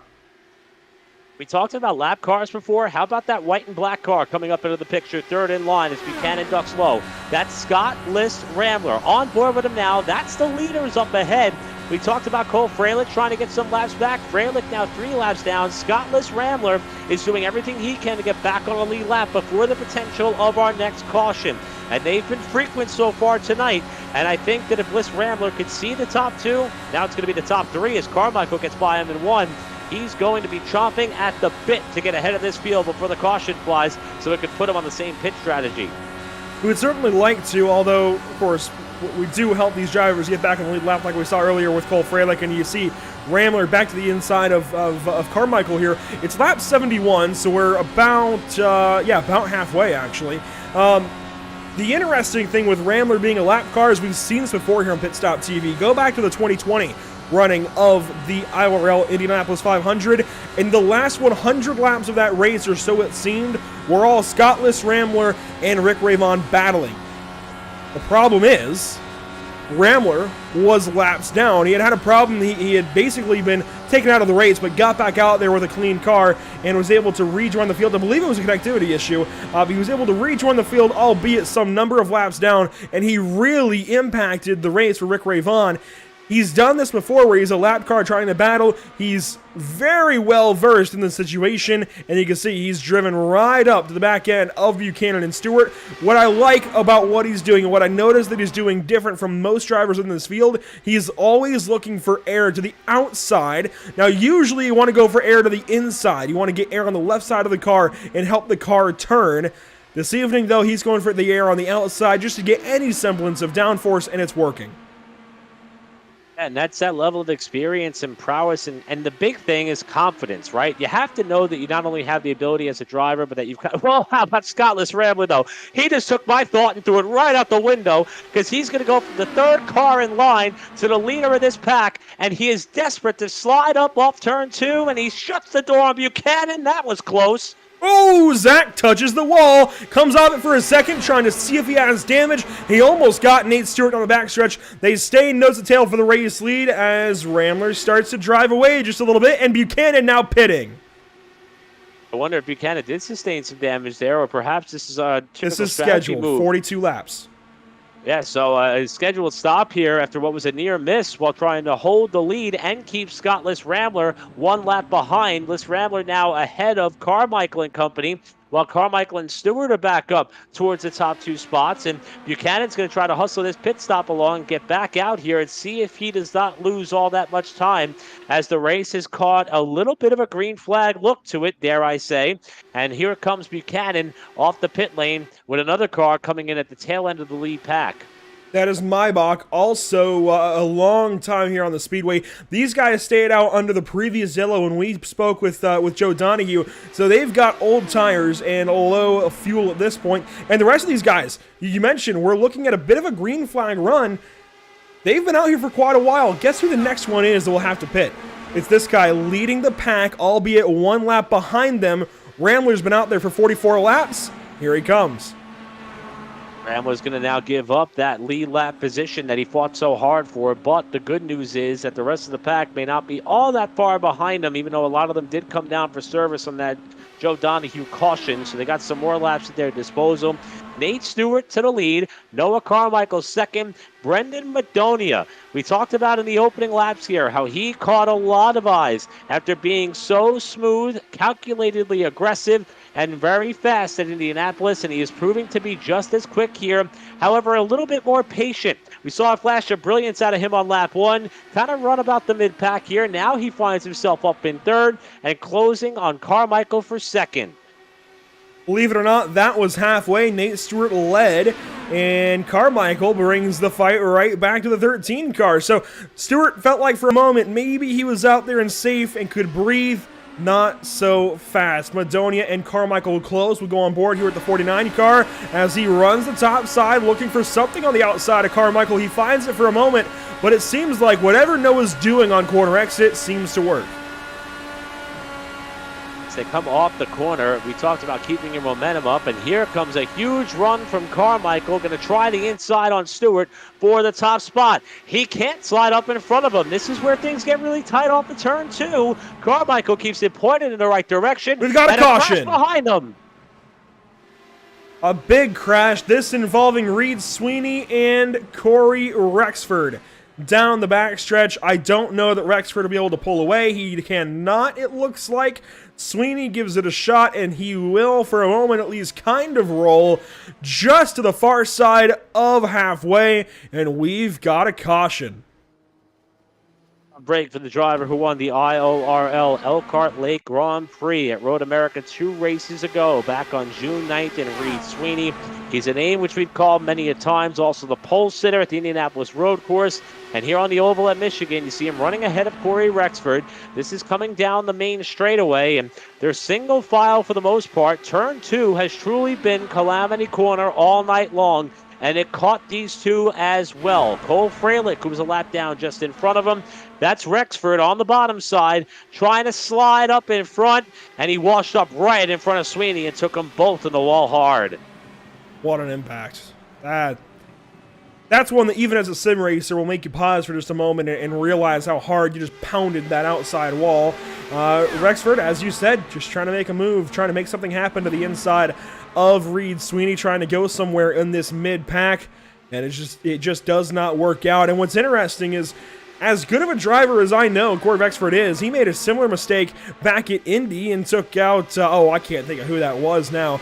I believe it might have been one of the Steves, but regardless, took somebody out, and here he just makes a small mistake. And it's hard to even say he made a mistake, actually. That closer view, I'm not so sure he did anything wrong. I think they just met in the middle. It's definitely hard to tell, and the speed element here has to be taken into consideration as well. I mean, things are happening really, really fast, even from the sim perspective, and oftentimes you could appear to think that you've got a driver cleared by far, and you could pull up and make a move and get the job done and pass made, and Rexford appeared to have been up there. This is going to be a really good sign here. Looking past the back engine cover, out the rear wing of Rexford's car, and we're going to see Reed Sweeney come up here quickly. As of right now, he appears clear, but Sweeney had the run up top, and they just came together off turn 2. Yeah, Corey had the pass made. Sweeney had a bit of momentum. They just met in the middle. I don't think either one of them did anything inherently incorrect in that situation. Unfortunately, you just can't race with two cars occupying the same space, and when you try, that's what happens. You get a pretty big incident there out of turn number 2, and Calamity Corner continues its reign of dominance over the field. Now to the far side of halfway in the 11th annual, the 2021 running of the IORL Michigan 500K. Don't go anywhere. Continuing coverage just after this.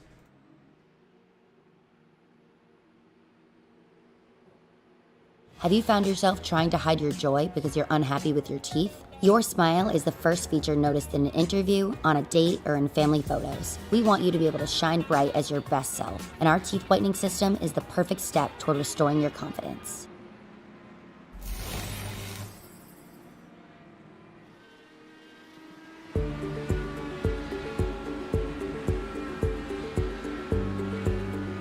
Sound Art is a product that is a speaker and it's art. We combine it together and we call it Sound Art. What makes it so unique that any picture can be your speaker? Sound Art gives you the high quality sound without the ugly speaker. This isn't a picture with a speaker, the picture is the speaker. Just imagine your wedding picture uploaded onto a canvas, and now it's speaking 10,000 tunes. I mean, it's a very cool concept. What we like so much about it is you can take anything that means something very special to you, upload it on the canvas, have it hanging up in your room, your balcony, wherever you want to put it, and now it's a speaker. I mean, how cool is that? It's something that we have that and no one has. No one has this product. It's just a great gift to give anybody. It's just a neat concept. Around here we say, art never sounded so good.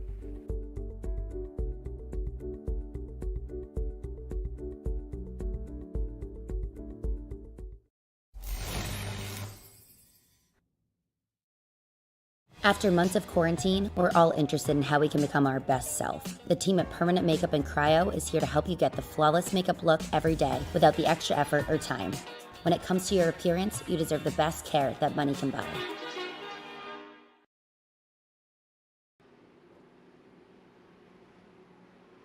Welcome back to the virtual Michigan International Speedway. A lot is going on, and a lot is developing here as the race continues on. Corey Rexford likely done for the day, involved in a couple of big incidents. We saw him take his big header to the outside wall very early in this race. Now another big impact, this time with Reed Sweeney, and that will sideline the Massachusetts driver for the rest of the evening. Want to thank you for tuning in this evening to Pit Stop TV. This is coverage of the International Online Racing League Michigan 500K. It's the 11th running thereof here in 2021. It's been a fantastic season so far. Only the third race, Eric, that we've covered this season, but each and every one has been better than the last. We started at Long Beach, and that was an incredible race where we ended up being able to see Scott Rambler take a dominating performance and go from pole to victory. The Indianapolis 500 for the IORL, that was thrilling and phenomenal from start to literally finish. The race wasn't decided till the final straightaway, heading down for the checkered flag. And now here we are at Michigan. We're just past halfway. We've seen carnage, we've seen chaos, we've seen great racing, and I think we are not even sure who the dominant car is just yet. A couple guys threw their name into the mix so far as ones to watch, but I can't pick a favorite just yet, so I guess we're going to have to wait and see how the rest of this one unfolds, because there's a lot to still be decided.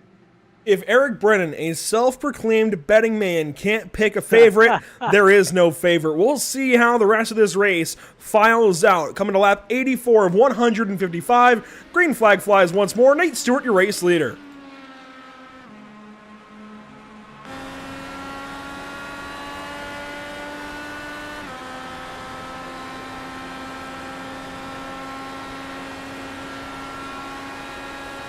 Stewart, a pretty good cushion for now, but here comes that run from second place, Noah Carmichael. Noah's got something. I think he's been slept on for a good long while. Not a great showing in Indianapolis, but certainly some strength this evening.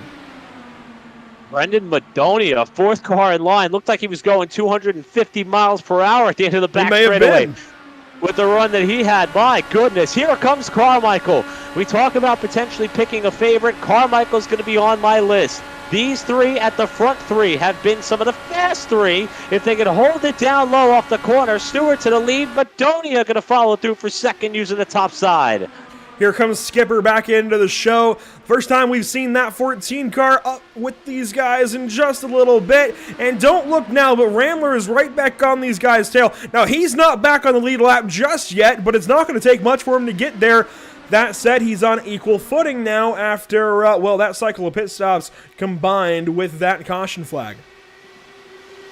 Things are still pretty intense here further back as Les Rambler is up into the mix as well. Boy, that was close off at two. And how about Joe Donahue? We heard from him 2 cautions ago after his sliding save, we'll call it, even though it was a full spin. And look at Scott Les Rambler trying to go from third in line to the front of the pack here to unlap himself yet again. I never know how this man is able to do it. He continues to impress in an IndyCar. We've seen everything he's been able to do over the course of his time here on iRacing. He always finds some way to amaze. I never know what to expect from this guy other than speed. As you can see, he tries to block a little bit and push Nate Stewart on the racetrack a tiny bit. They're not battling for the race lead. Scott just wants to get back on the lead lap the right way. One unique element about somebody like a Scott Les Rambler getting up here and mixing it up with these guys towards the head of the pack is the fact that they could put some of these fast cars in precarious positions. The most precarious position is on the bottom in turn 2, where Nate Stewart is going to find himself after having to stay off of Les Rambler going into 1. A lot of close calls that time in a turn number 1. It seems like these guys have forgotten the early woes this evening at Michigan, and they're right back to going for it every lap of the way. Now, if you recall, the reason Scott Les Rambler is in this position is because Nate Stewart got tight on lap number 2, Eric, and pushed him up the racetrack, destroyed Scott's front wing. Yeah, and retribution in an Indy car is not as clear-cut as a stock car. Sometimes you want to try to put the competition in a tough place, like we find Matt Skipper right now as he comes off turn 2. He has to check up. He'll lose second spot potentially to Carmichael as Stewart tries to get back to the front of this pack that is swarming around about as aggressively as we've seen all night long. Out of turn number 4 to complete lap number 89. You see a single file for a moment, then Scottless Rambler dips back low. He's going to look for some way back around Nate Stewart. He finds it for now, but that 13 car just will not let it go. And I can't blame him either. He can use that 57 to keep himself ahead of everybody behind. Usually as the race leader, you're a sitting duck when they get a run. Now he's got draft. He's got a way to keep himself out front. Going to use that draft to put himself back up towards the head of this pack. Les Rambler now separates both he and Skipper, who run 1 and 2. Noah Carmichael in 3rd, Bedonia 4th, Donahue your top 5. And this is very similar, Andrew, to what we saw Nate Stewart and Zach Buchanan doing at the head of the pack. And I'm not quite sure how much of this is a bit of teamwork between these two, especially considering the contact that took place earlier in this race. I would say none. I agree, though, that it's working in Nate Stewart's advantage. They're keeping a little bit of a buffer back to Skipper, who's 3rd in line. I would say none at this point in time. I don't think these two are going to be working together. I think they respect each other, certainly to a degree. But after what happened on lap 2, I can't imagine. Scott's like any other race car driver. He remembers things. He knows what happened on lap 2. And now I think he sat in front of Nate the last time through 1 and 2 to back him up a little bit, and it worked. So it'll be Les Rambler who leads the field down the back straightaway, but again, 10th in the running order after trying to stay on the tail end of the lead lap with Stewart ducking back down low. Skipper running in 2nd spot. Bedonia way up the racetrack, about the highest we've seen anybody in the top 5 run here the last few laps, with Donahue trying to snip a draft off him. Between them is Carmichael. Still some incredible wheel-to-wheel action we're seeing here. 10 cars on the lead lap for as long as Les Rambler is able to stay out in front of Stewart. Fralick 1 lap down, Buchanan 2 laps down, and big damage for the 2nd time tonight for that of Maybach. Not sure what's gone on. We'll have to try and cover it at some point later on as these guys still do battle up front. Noah Carmichael slides into 3rd behind Matt Skipper. You see that battle now out of turn number 2 as Rambler for a moment stays behind Nate Stewart. Now he goes right back down to the inside. And these guys just continue to ebb and flow. This time, though, Skipper's got a massive run to the inside as Stewart takes the lead away and clears the 13. And this is exactly what I think Scott Les Rambler wanted and needed. And we're coming up on about 60 laps to go, and a lot of this shuffling for position seems like dancing with the devil a little bit here. Very aggressive, not very late in this race. Now you see Skipper slide up in front of Bedonia there off 4 as Stewart goes back to the lead. But this level of aggression may be required to try to win this race. These guys are going to be put in some very tough positions late in the going here, and this may all be a dress rehearsal for how these final few laps pan out, considering that these guys have a race car still to work with when we get down to the final few laps. Still watching these guys do battle. Honestly, it's like dancing at 230 miles an hour. I don't understand how they're able to do this lap after lap after lap, watching how we've seen the tires fall away over the course of a run. And it's not even been long runs when they've fallen away either, and these guys have gotten loose. I mean, Joe Donahue spun, I think, maybe 10 laps into a run. Maybe it was more like 15 or 20. Noah Carmichael spun out of turn number 2 under similar circumstances. We've seen guys get tight and hit the wall out of turn number 2 under certain circumstances. Oh my goodness! There was a nose cone underneath the gearbox that time as Rambler poked back to the inside of Stewart, and Skipper was all over the rear end of the 57 car. Yeah, it looked as though Les Rambler almost got sent off into the infield camping area that time off the front end of Skipper's car, but somehow they avoided major contact. Now Stewart to the inside. Skipper's going to be on that treacherous bottom lane with Bedonia also following suit off the corner. And one other point that I want to bring up here, Andrew, is the fact that as this race goes on, it's a relatively lengthy one, but one thing that has to be considered is the fact that you also have these drivers who may start to get a little bit tired here. And believe it or not, that does play a role in how you handle navigating traffic and conditions like what these drivers have been having to deal with all day long as Skipper goes through the middle to take the lead. 3 wide for the race lead, works for now. Rambler almost took out the 13 of Stewart. Now that would have been, I think, some unplanned retribution. And oh my goodness, Nate Stewart, buddy, I don't know about that one. All the way down to the apron to turn number 3. He wants that lead back. He gets it back, but you can't continue that for the next 60 laps. That's not going to work. So maybe some of these guys starting to get a little bit worn out. Maybe also they're starting to have their fuse grow shorter and shorter as Liz Rambler almost went right through the cockpit of Stewart's car on the main straightaway with Skipper back to the bottom. This is important. Slide up, complete the pass, get off the bottom of the racetrack out of 2, and Stewart will cross them over on the backstretch. Here comes Rambler. He goes down to the inside. Again, a lapped car mixing it up with these leaders. Stewart takes the race lead, kind of pushes Skipper up. You see Rambler right through the middle of those two. I mean, I can't get over the fact that this just is not going to work for 55 more laps. Obviously, we've got at least 1 round of pit stops. I would imagine likely just the 1, but it's on the cusp of being 2 if this goes green. As we watch this chaos continue to unfold, I keep looking for where car number 1 is in the running order, and Matt Chubb. He's riding behind Joe Donahue. He has a reputation of letting some of these drivers go up there, mix it up, maybe put themselves in a bad spot, and you're looking now at the perspective of Matt Chubb. Look at the carnage and chaos that is out in front of him while he is holding a pretty wheel and holding a pretty line throughout this racetrack. In no hurry to try to get up there and mix things up with the front runners. I believe that 1 car is going to be a factor before this one's over, especially if attrition starts to play a role with how rough these guys are racing for the lead. A bit of a status update here in Scottless Rambler. For the moment, he's got himself back up onto the lead lap. Now he drops back to 1 lap down behind race leader Nate Stewart, who moves his number 13 right back in front of the 57. And we're going to change that back around. Rambler back up in front of the 13. And he's now back technically onto the lead lap by a car length.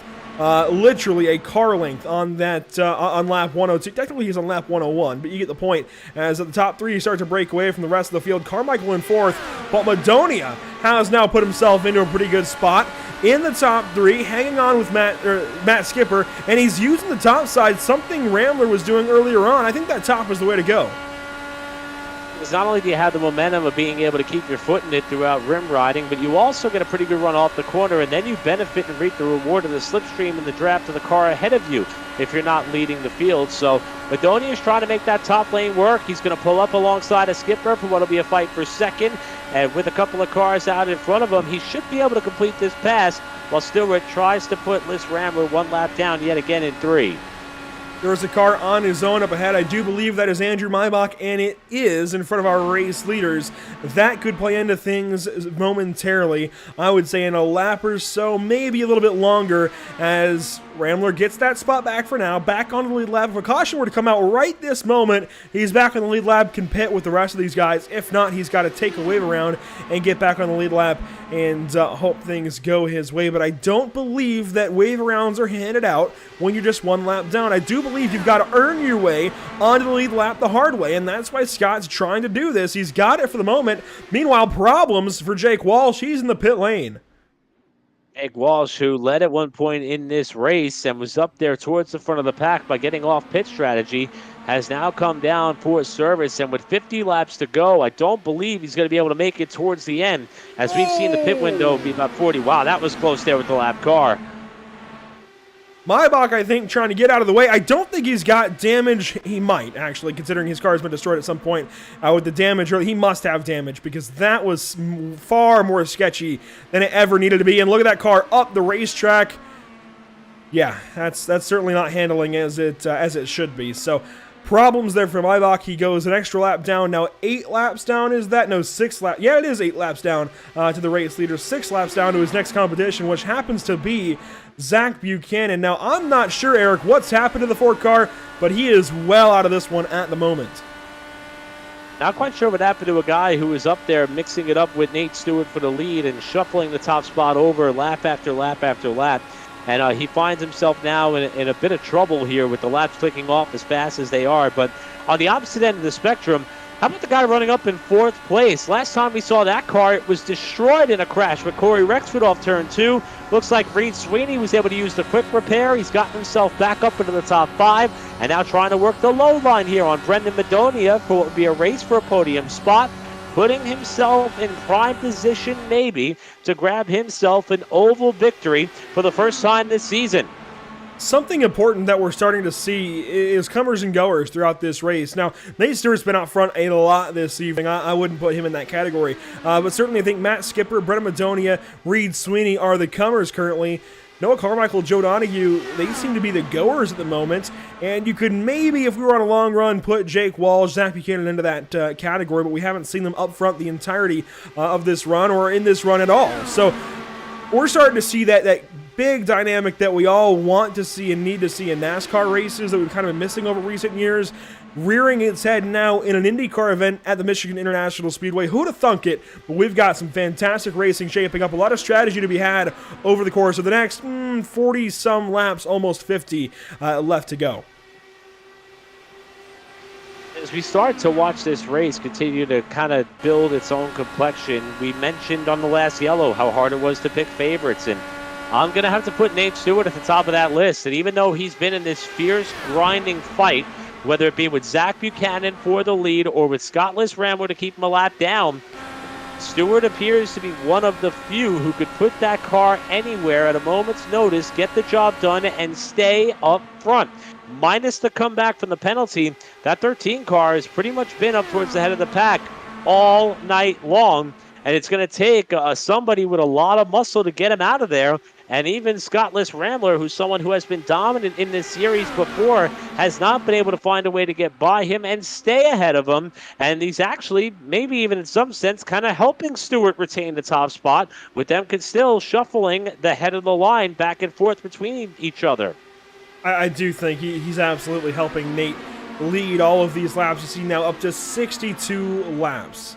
He started 4th, quickly got the race lead after contact with Scott Rambler, but also quickly had to give it up after the penalty for that contact. Again, I got to give props to IORL. They penalized unnecessary contact. That was unnecessary contact coming on lap number 2. He got the penalty and has since recovered and made the race right for himself. He's in front of Madonia now, who passes Skipper for that second position. Madonia is, I think, the biggest surprise. He was good in Indianapolis, but I didn't think he'd be this good coming to a place like Michigan, especially on this long run. Now we're starting to see things get a little bit double wide here as we get closer to the fuel window for one final stop. And I'm not quite sure if these guys are going to want to treat this like a road course and come down as soon as they get in their window, because the risk is getting caught out by a caution on an oval, because you're pretty much guaranteed to go a lap down. But we've seen drivers make it about 40 to 42, 43 laps on a tank of fuel. So they're just about there in a handful of laps, but it's not slowing these guys down from mixing it up here as Skipper and Madonia go wheel to wheel for second, with Sweeney trying to fill the hole up top. And look at that 9 car put himself in this mix. He backs out there into 1, and that's going to bring Joe Donahue potentially back into this conversation. But boy, he was there down the front stretch. And actually, Donahue now going to lose that spot to Carmichael as they swap spots down the back stretch. I just love watching these guys. Oh my goodness! I don't love watching that when Maybach is still on the bottom of the racetrack, and I don't know how Scott Rambler missed him, but I do love watching these guys come and go throughout the race. It's fantastic watching these guys make these moves and play chess at 200 plus mile an hour. In this case, 220 more often than not. I would imagine that Maybach burned his fast repair earlier in one of the big crashes, sustained more damage, and is now trying to make the best of the situation. But he's got to be careful when that lead pack comes around, because that is twice that things have gotten dangerously close and taken our breath away as the lead pack goes by. So Liz Rambler back up into a lead lap position in 9th. Cole Freilich remains 1 lap down. Nate Stewart remains your leader. Brendan Madonia and Matt Skipper, your podium setters, while Reed Sweeney and Noah Carmichael, your top 5. 1 pit stop remaining. I'm very curious if these guys are going to try to stretch the fuel tanks and run them dry if necessary, because they don't want to get caught out by a caution, which the yellow flags have been pretty randomly paced. We've kind of seen guys just kind of lose it off turn 2 at random moments, and as the fuel burns off and we start to see some of these cars get a little bit lighter, I think the odds of that happening are going to continue to climb. And this is by far our longest green flag run so far in this race, as we now take 40 laps to go. But I think the next yellow could come at any point in time, watching these guys start to mix things up. The pit stop is looming for these drivers, and it's just going to be one from here to the end. Oh my goodness, Scott! I understand why he's battling, but he's got to be more careful than that. If he wipes somebody out making that kind of move, and he takes out a leader, all eyes are going to be on him as doing wrong, and now he's pitting there. So I guess that explains trying to get down the bottom side, but I think he's spun. He has. I saw in the corner of the camera Scottless Rambler, who made that bold move to try to get back up in front and put himself in the best position possible to make this stop, has spun coming into the pit lane. A rare mistake by someone who we consider to be one of the aces in the field. You know, we don't talk about how these guys have to practice getting onto the pit lane. You're going from 220 plus miles an hour down to the pit speed limiter. He threads the needle here, and as he came onto the pit lane trying to slow it down in time to avoid a penalty, he lost the back end of that car. I'm not sure where the problem is. He just locked up the rears and goes for a spin. Thankfully, a J-turn there misses the pit wall. It's going to be a minimal loss of time. He's going to exit within the field if this all cycles out, but he is going to lose some time having to pit a few laps earlier, and of course the fact that he spun around. He shouldn't be completely out of this, but it's going to take some work to get back up and battling those race leaders to get himself back on the lead lap. Meanwhile, you see all these guys racing. They've been on the racetrack now for about 38, 39 laps, depending on when within that last caution period that we had they pitted. The problem is we don't exactly know when they're going to pit, considering they pitted under caution. They ran a couple of laps in fuel save mode, and here we are. So they've got a little bit extra in the tank, but I would expect them certainly before lap 123. Now, for the first time in a long time, the lead pack is legitimately a lead pack. We pretty much have 6 cars separated by at least 1 second, and final pit stops are underway. The dominator tonight, Nate Stewart, going to be followed down onto the pit lane as well by Matt Skipper. These are 2 cars that have been in the top 3 spots throughout the majority of tonight's contest, and they both are able to keep it pointed in the right direction as they come on the pit lane for service, while Madonia assumes the lead. These guys have got to make sure they pit as a group. Those two did a pretty good job of making sure they pitted as a couple of drivers. Obviously, Nate Stewart came in right in front of Skipper. I love how Skipper closed right up to the 13 car. But the rest of these guys have got to make sure they pit with at least a partner to make sure they can leapfrog and can share the air resistance and can draft and put down some pretty good lap times. You see now Skipper and Stewart exit the pit lane 1 lap down. Freilich is also 1 lap down, and for the moment is in front of them because he doesn't have to pit just yet. He's got an extra few laps in the tank. He pitted right as they took the green flag. There is the 15 car as they work into turn number 3. Sweeney, though, still the race leader. Does he pit this time? No. And he takes Madonia with him on track side, and nobody pits that time, although Jake Wash is very much off pace. Caution! Oh, wow, this is going to change everything. The yellow flag flies, and it looks as though it might have been Maybach here for, the 3rd time tonight? It looks as though the second one did not bring out a yellow flag about 30 laps ago, but this one did, and it comes right in the middle of stops. What happened? I'm not certain, but being a single car, this is not going to be taken lightly. That's for sure. That's bizarre. I looked as though the car, I don't know if he sustained more damage than what he already had, or if he was just still fighting the car aggressively, but that happened on the front straightaway that he lost the back end of that car and binned it hard in the wall, and with that much of an impact and coming back up on the racing surface, there was no choice but for the yellow flag to be flown. We'll go back a little bit further here, but that is going to go down as one of the stranger ones from the night for sure. And here's Maybach and comes up onto the main straightaway and all of a sudden just kind of starts bobbing and weaving through the apron here. I don't know about this one.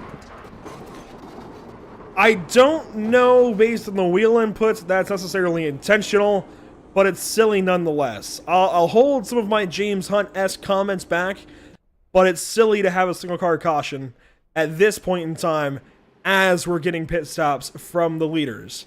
What it does set up, though, is a run to the finish. Everybody will have new tires and a full tank of race fuel. The problem is, we've got a split field, and everybody who just stayed out is suddenly now a big beneficiary.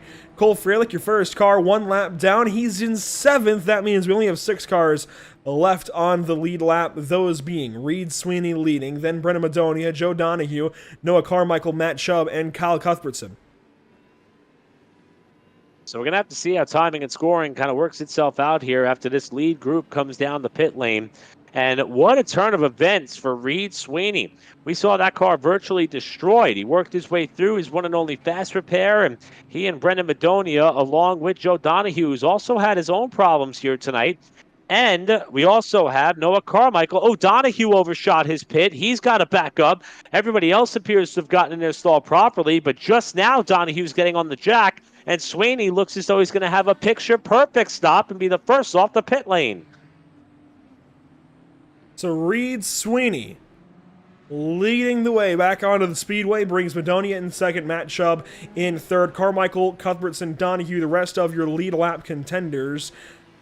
We're yet to know exactly how the rest of this caution is going to go down with so many drivers that you see them being 1 lap down, waiting on this wave around. What we do want to do, though, while we have a chance to do so, is grab another driver to speak with. I think we've got to talk to somebody who, if it's not going to be Nate Stewart, it's probably going to be this guy. Brennan Madonia has been fast. Let's bring him in and hand him your way. Yeah, Brennan Madonia, you have been one of the most exciting ones for us to watch on some of these big league races. Super fast in Indianapolis, aggressive when you need to be. We saw the move on lap 1. Was that a dress rehearsal for what you may have to do coming down here for the finish? You're in a good spot. No, I just wanted to lead a lap. I'm up there in points, so I get a point for leading the lap, so I just wanted to get that out of the way. I had a good run on Scott, so just dove it in there, and it's stuck. If I have to be aggressive here at the end, I will be. It's going to be tough, though. I mean, a lot of these guys are pretty hard to beat. 4th in points coming into the night. 4 top 5s. No wins as of yet. However, turn 2 has been treacherous all night long. Is the bottom lane a no-go zone, or do you think you have enough confidence in having to utilize that avenue if you have to? It's going to be tough call. Turn 2 has been pretty tough down there at the bottom. I actually got a really good runoff on the top. I'm really enjoying running up high, but if that's not an option on the last lap and I have a shot at it, it's worth a shot and see what I can do. Before we let you go for this upcoming restart, one more question, and you don't have to answer fully honestly. Have you shown your full hand yet? We see a lot of guys lag back and wait till money time to show what they've got. Have we seen the best of Brennan Madonia in that car yet tonight, or is the best yet to come? I'll tell you what, the throttle pedal hasn't reached the floor yet, so you tell me. It's going to be real interesting 30 laps here. I love it. Good luck, Brendan. Thanks for joining us here real quick. Go get him. And that's Brendan Madonia, who finds himself in P2 right now. This upcoming restart that's going to come with about 30 laps to go. And I love the fact he was so composed, Andrew. And I think that's the big question. Who's shown their true stuff so far at this point in the race? And Brendan appears to be one of many who has yet to flex their full muscle because it hasn't been time yet. I think the time is coming. All we can do is strap in and find out. 30 laps to go, this time by the start-finish line, and the pace car is diving down to pit lane. We've now got 8 cars in the lead lap. Add Nate Stewart and Matt Skipper to that list. Joe Donahue brings up the rear of them. Green flag back out, and we're back underway from Michigan.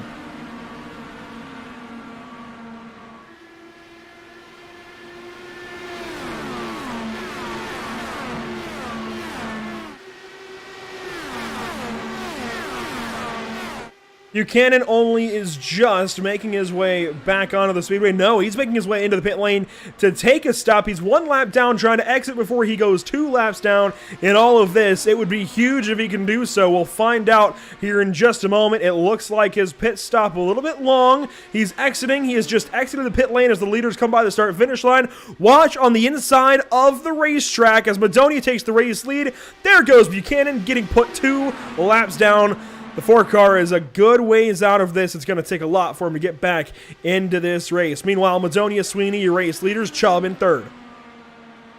Liz Rambler, Walsh 1 lap down, Buchanan 2 laps down. Here is your pack, and we talked about it. Matt Chubb throwing his name up into the mix here because the pay window is about to open. Third, that's the highest he's run all night long. Look at the run down the main straightaway. He is going to duck to the bottom and blow by at least one car, maybe two, and Noah Carmichael drafting him up to the lead. Matt Chubb to the point for the first time tonight. I'm not at all surprised. He suddenly got these speedways on lockdown. Matt Chubb is the closer, I think, of the International Online Racing League, but put a young gun down to his inside and now to the race lead. Can we call him the wild child? Noah Carmichael takes the race lead and leads lap 128. One of the things I love about Noah Carmichael is he is not weary at all for putting his racecraft to the test, whether it's a stock car on a short track as Sweeney gets stuck into the wall there entering turn one. That was close. Carmichael is someone who is willing to try to exercise every discipline that the sim offers, but can he hold on for the lead as Nate Stewart, these two were running 1 and 2 at some time earlier tonight, finds himself down low. This is the tightest this pack of cars has been all night long as we inch closer to the finish. Well, it's go time. Inside of 30 to go, coming to 25 momentarily. In fact, that's 26 across the line. Carmichael and Stewart, a dead heat at the stripe.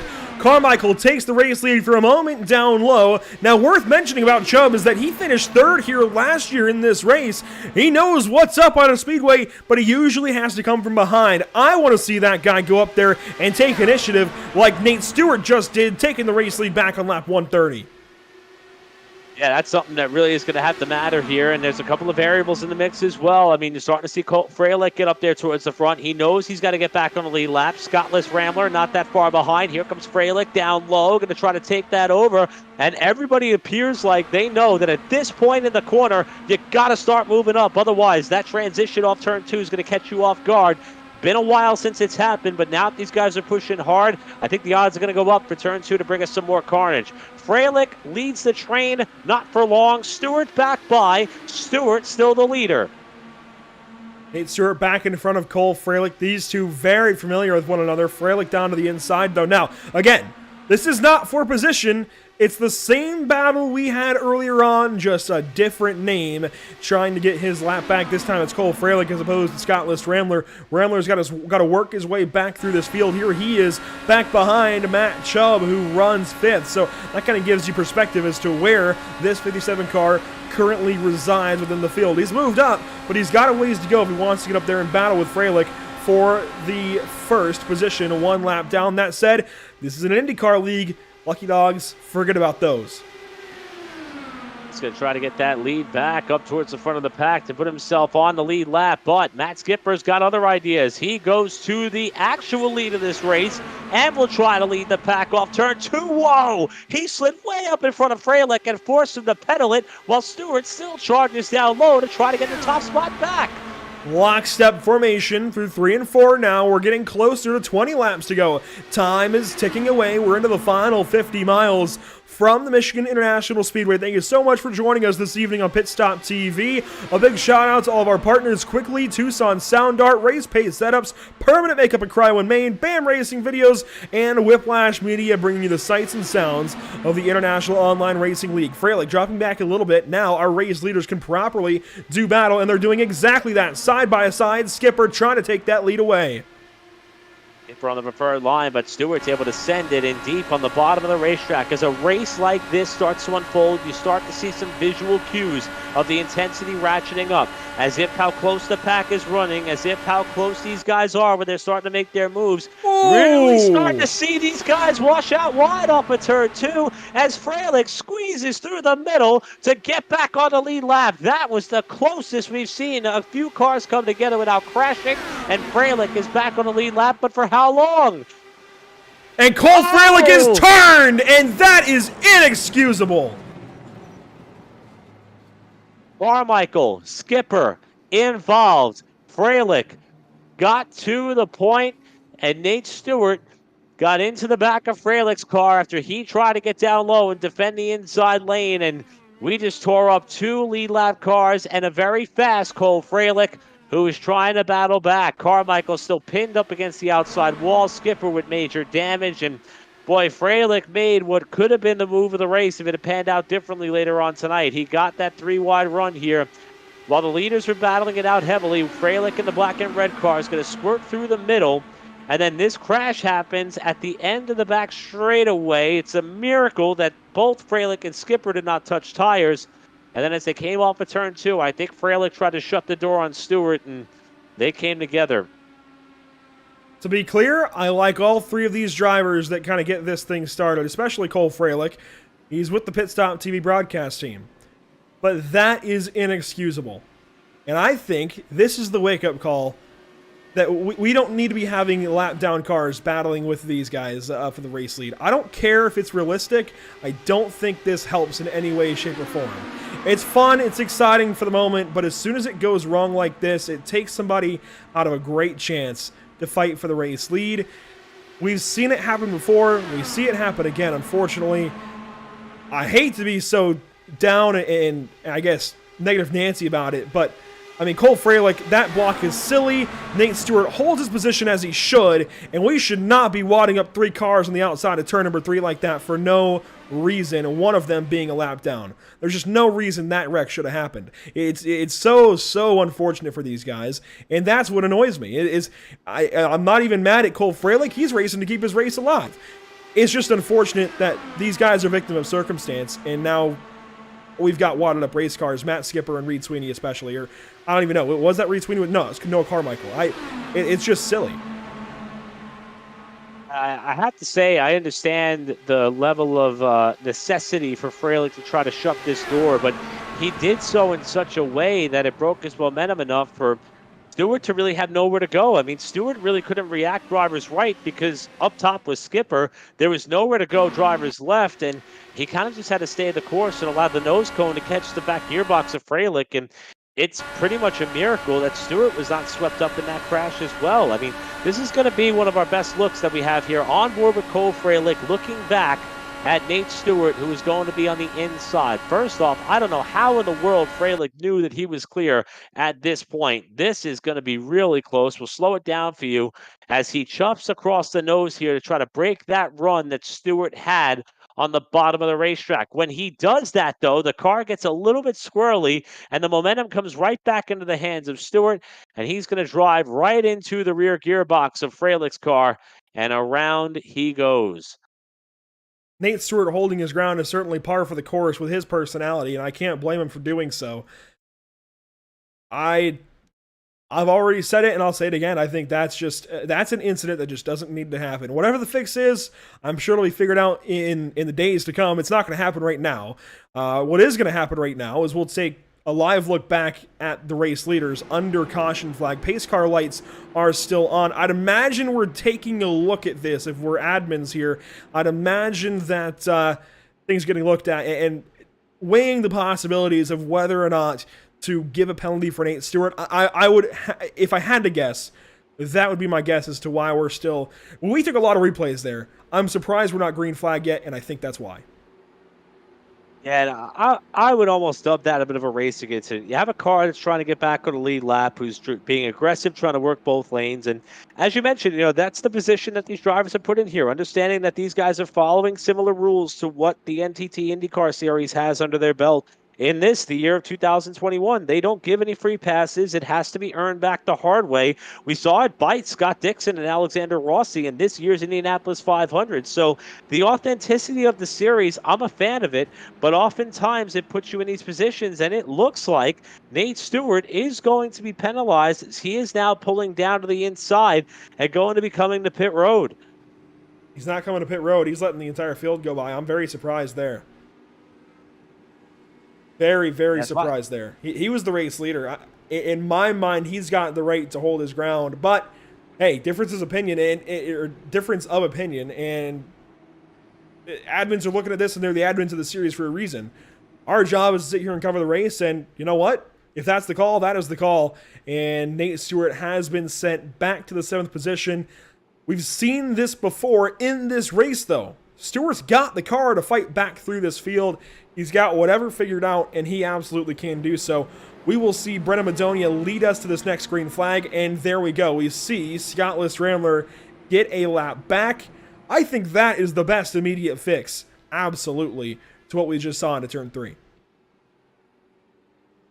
Yeah, that may be the one element in which they're going to look at going forward for some of these super speedway races, because let's not forget, the championship is going to be decided at the California Speedway, which is very similar to what we have here at Michigan. The racing is going to be of a similar nature, as Zach Buchanan's going to get a wave around here. So, you don't want to see that happen in a championship deciding event either. And, I mean, look, if I'm in their shoes and I'm a lap down and I know what I got to do to get back on the lead lap and hope that I'm in the right place at the right time to catch a caution, I'm racing just as hard as Cole Fralick did. If I'm Nate Stewart, I'm trying to hold the lead and I got Matt Skipper up alongside of me, knowing how fast of a car he's had all night, I'm doing the same thing that Nate Stewart did. I mean, I'm not really going to place any element of fault on anybody. It's just the way that things have panned out with this car, this style of track, and the set of circumstances that everybody was dealt. And fortunately, the good news for Stewart and company and those who still have fast repairs available that were involved in that crash, you can make up a lot of time in a short amount of laps here at Michigan. And I wouldn't rule out Stewart and company, who still had the fast repairs in the bank, from being able to work their way up towards the front here in these final 15 laps. Only time will tell, but somebody that I'm looking out for now is going to restart in second position. We've talked a lot about this guy. We've talked a lot about his Racing Nation program. Kyle, tell us about, well, firstly, yourself and Racing Nation. Yeah, I just post stuff on YouTube. I go to a lot of races, do a lot of things. I work for David Land as a cameraman, and then on top of that, I do my stuff, work with Braden Eves, and doing some video work for him. And we just, going to races, having fun, living the dream. You've got yourself a growing, I don't know if I should call it a posse, but certainly a group that's joined here with the International Online Racing League. I know we're coming up to a restart, so I'll keep this quick. What's the game plan here? Are you going to use anybody as teammates, or is it just every man for himself? I mean, I'm more of a road course guy, and I'm kind of uncomfortable on these ovals. I'm just kind of watching Reed and the points and trying to race Reed. We got Joe, Cole. We got a lot of Racing Nation TV cars in the field, and I'm really appreciative of that. And Skipper's been running really good today, and I'm kind of been in the back rooting for him, but I'll do whatever I can do. Well, we're going to hand things back over to you guys, the drivers, on this restart. Best of luck to you, buddy. Thank you. Kyle Cuthbertson restarting from the second position. We're going to stay on board with him for this restart. This will be a good look at things as we enter the final 15 laps. The final 10% from Michigan. Green flag back in the air. Madonia with the launch.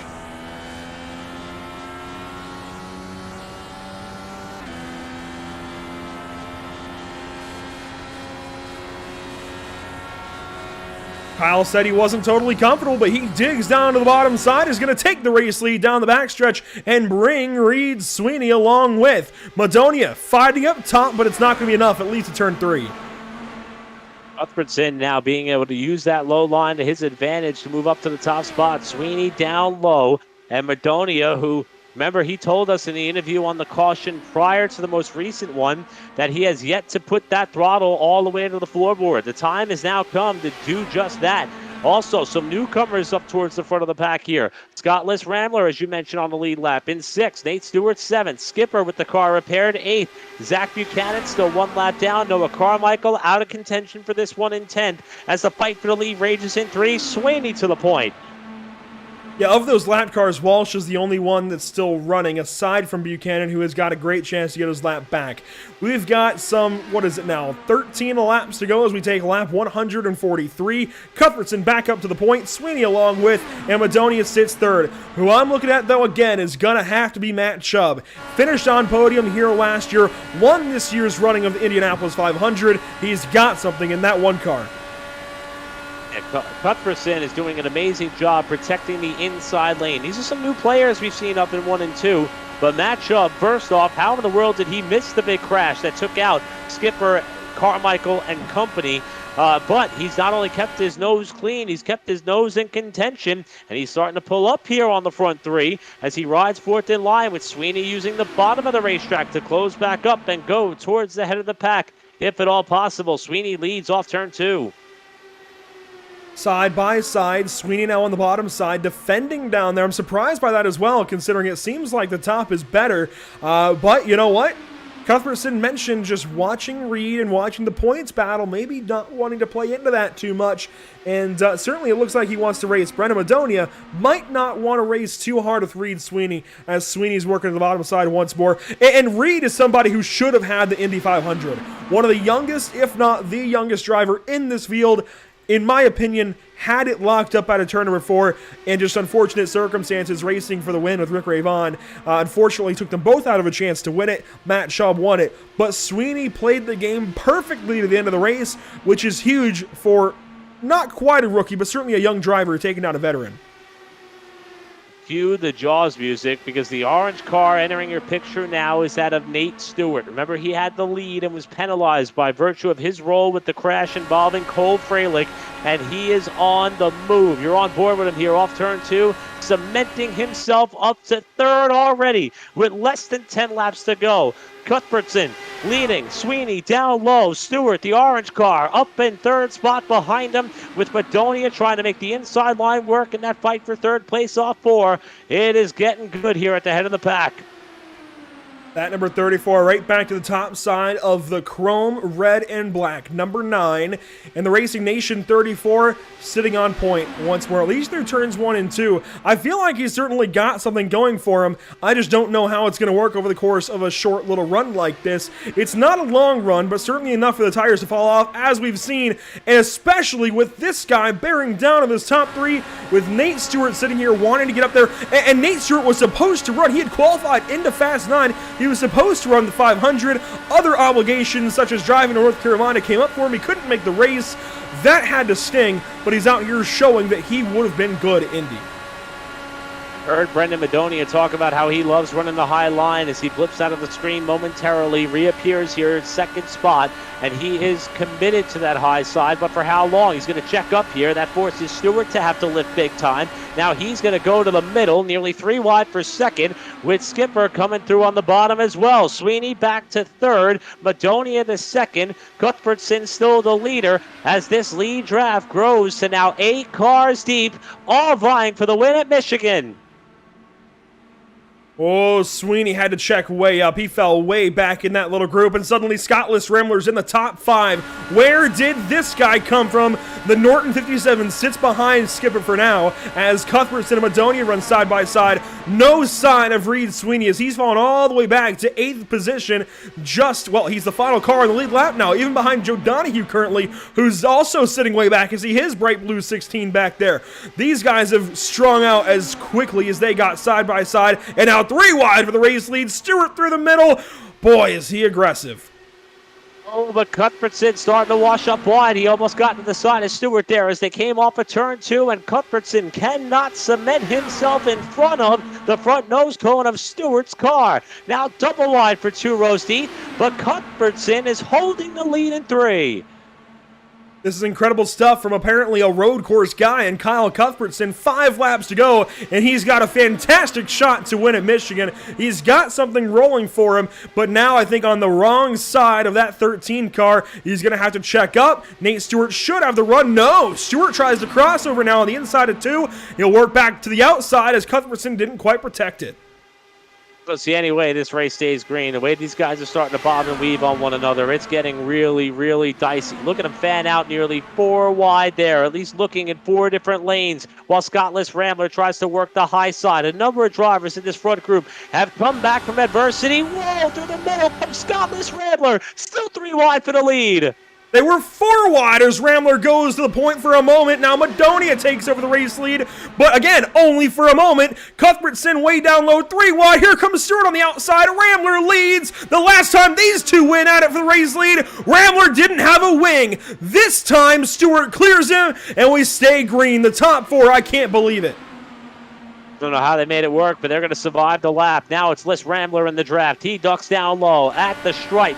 If this would have been the finish, it may have been Scottless Rambler by a nose. Big run coming from Cuthbertson, who pedals it on the bottom side. Following Les Rambler through for what's going to be perhaps 2nd spot. Stewart trying to hang tough outside. Side by side, down the back stretch, go the 37 and the 34. Meanwhile, the 13 actually is Stewart to the outside of the 34. Madonia sits in behind. He's waiting for an opportunity. Will take 2 laps to go. Popsicle is in the air. Going to be a frantic final 2 laps for sure. Look at Stewart trying to get in the slipstream of Scottless Rambler. What's he going to do with it? Down low comes Nate Stewart, the driver who has led the most laps tonight, making the move for the lead and clearing Scottless Rambler for the top spot in turn 1, holding that advantage off turn 2 with a lap and a half. Chubb goes around! No, Joe Donahue's in it! Big crash! 2 laps to go! Oh boy. Matt Chubb, a big one. Yeah, I think Chubb got some help. I believe that was Skipper who tagged him there on the exit of turn number 2, and Joe Donahue, for the second time tonight, involved in an incident. This one, though, with major consequences as far as damage all over the inside, outside, front side, and back side of his Dallara IR-18. And let's see how it all unfolded. I was just beginning to wonder where Matt Chubb would fit into things, and Matt Skipper, it looks like, just gets arrow tight and just completely wipes out the one car. Joe with nowhere to go. Oh my goodness. This is going to end the Michigan 500K, believe it or not. I was wondering for a moment, but I didn't want to say anything because I wasn't entirely certain. This is going to end the race. Nate Stewart has just won at Michigan. We don't go to extra distance. These guys follow IndyCar rules. We show up and we race for 500 kilometers and nothing more. And after 500 kilometers, under caution flag period, Nate Stewart is going to come home an IORL race winner. This one coming from Michigan International Speedway. I can't believe it. I simply cannot believe it. A lap 2 penalty after contact with last year's winner puts him to the back of the field. He then gets a penalty in a lap car incident into turn 3, drives back through the field, puts his nose through the field at the right point in time, takes the race lead, and under a caution flag, wins at Michigan. It was a thriller, and I will say, you know, the box score is going to say that Nate Stewart did lead the most laps tonight. It's also going to prove the fact that, as you mentioned, he came back from 2 penalties to put himself in his position, and we saw the level of aggressiveness. I mean, being in the lead or being out in front of the pack at the right time truly ended up playing a big role in how tonight's 155 lap event unfolded, and that ended up being the difference. I mean, if that crash happens a half lap earlier, we have a different winner. And it was a level of constant and continuous aggression by Nate Stewart that is going to allow him to have his name go down in the record books as the winner of this 500K here for the IORL at Michigan, and well-deserved. I mean, what a good job by him in order to come back from having to be at the tail end of the field on more than one occasion tonight and getting the job done. Certainly curious as to how this one might go down with the rest of the field. Controversial, certainly, but a race win is a race win, and he got it when it came down to it, all fair and square. Even those other incidents, he got penalties, he served his penalties, and he drove back through the field. I still cannot believe what we've just seen out of Nate Stewart winning at Michigan. Your top 3 are going to be Scottless Rambler and Kyle Cuthbertson. We'll be talking to all 3 here momentarily. Don't go anywhere. Post-race coverage just on the far side of a post-race break, and this is one that you will not want to miss.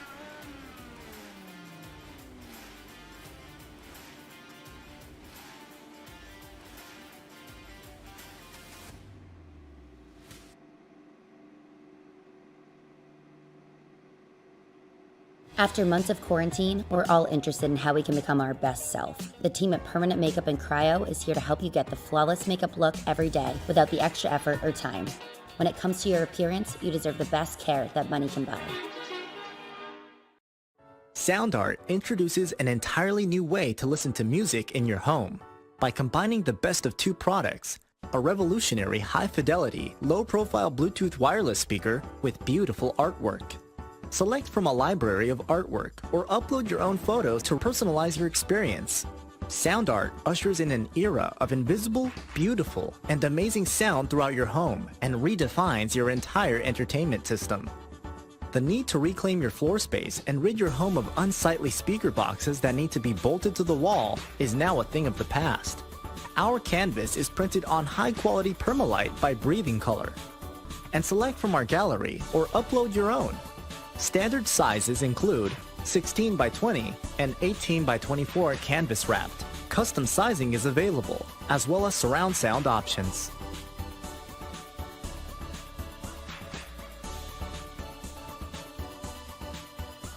Have you found yourself trying to hide your joy because you're unhappy with your teeth? Your smile is the first feature noticed in an interview, on a date, or in family photos. We want you to be able to shine bright as your best self, and our teeth whitening system is the perfect step toward restoring your confidence.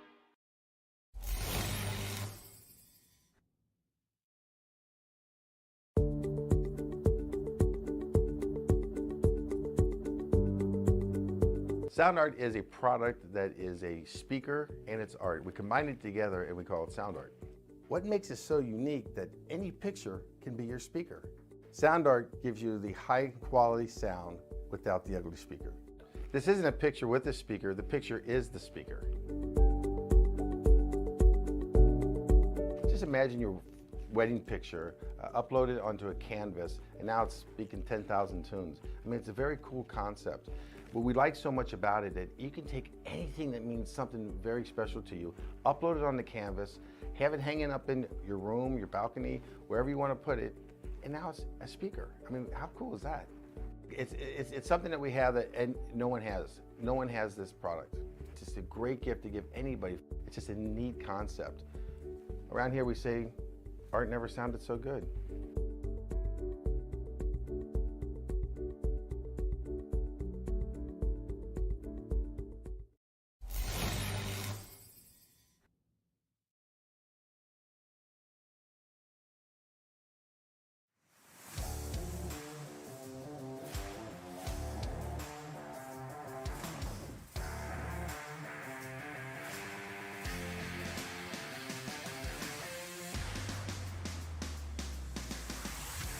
Welcome back to the virtual Michigan International Speedway. What a race we were just witness to, ladies and gentlemen. I don't think anybody, certainly not Eric Brennan, could have bet on that one.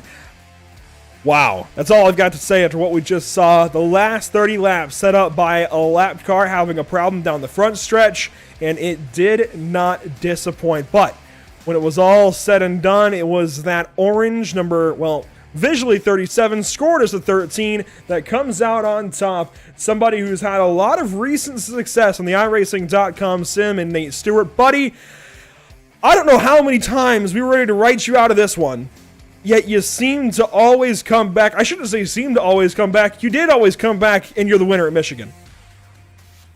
Yeah, I'm actually fairly certain this is my first ever IORL start, and you know, to win on debut and dominate like I did is definitely an experience. It was a lot of fun getting out of stock cars for once and racing something different. It was certainly a wild race. Walk us through initially what happened with Scottless Rambler that set up for certainly a wild battle, especially with him one lap down. So, initially on like lap 2 or whatever it was, I had a feeling it was just going to be one of those races like we had, just couldn't get away from anybody, so I wanted to do my best to get in clean air and kind of stay there. I had the weight jacker just a little bit too high on lap 2, and then whenever I sent it in a 3, I just got that little tick loose, and then, you know, unfortunately drifted up into him. Me and him got into a little bit of a yelling match over it, but, you know, I had to take a drive through for it, and then, you know, got lucky with the caution coming out, and then just drove back through the field. And then later on, whenever I was battling him as a laps car, me and him were kind of getting in a yelling match as well on Discord, but it's just one of those things.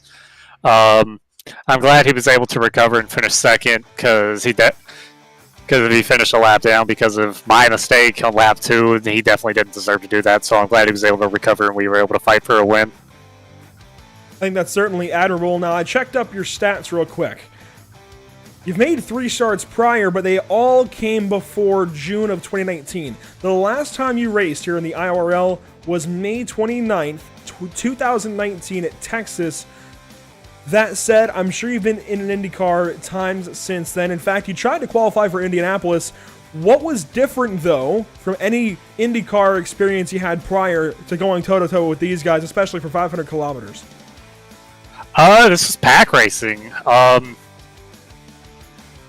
If anything, this felt like a extremely supercharged version of the NASCAR Cup car, just also in airplane mode, because lots of downforce on this thing and a lot of horsepower, and these things go like they go almost 50 miles an hour faster than the stock cars that I'm used to. So most of the time when I've driven Indy cars, they've been on road courses. I haven't really done too much oval with them. If I have, it's been like the shorter ovals, like Milwaukee and Iowa in official races. But I think this might have been my first ever IndyCar race at Michigan.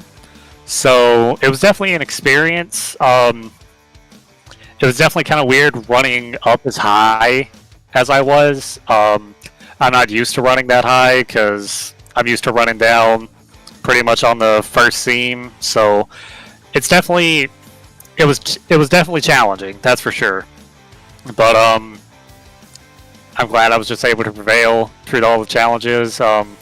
This is a very, very stout group of guys, a bunch of good, clean racers, and I'm glad I was just able to have a lot of fun tonight. It certainly was a lot of fun to watch and try and keep up with, buddy. Congratulations. Who do you have to thank? I just want to thank you guys, Pit Stop TV, for broadcasting this, for also sponsoring me in my Firecracker 400 qualifying attempt. Unfortunately, it didn't work out. I wish we could have went all the way, but hey, that's how things go. I want to say thanks to Lowline Racing for helping me out to get to the second round of eNASCAR Road to Pro, and hopefully we can advance into the Coke Series later this year. Apex Action Racing Photography, that's my photography business. Trey Shuttlesworth Photography, Slipstream Creative Media, Victory Lap Racing Designs, and really the entire IORL admin team for helping put on this league. I definitely look forward to coming back and having some more fun here. That's Nate Stewart. 80 laps led this evening. That over doubles what he had led previously. Nate, congratulations one more time. Live this one up, and hopefully we see you back on the racetrack for more races this season. All right, thank you. I appreciate it. Nate Stewart gets things done. Now, he has made one previous start here in IORL at Michigan. That was his first start ever in the series. It was back on January 11th, 2019. Eric, he started fourth in that one as well. That time, though, he finished third.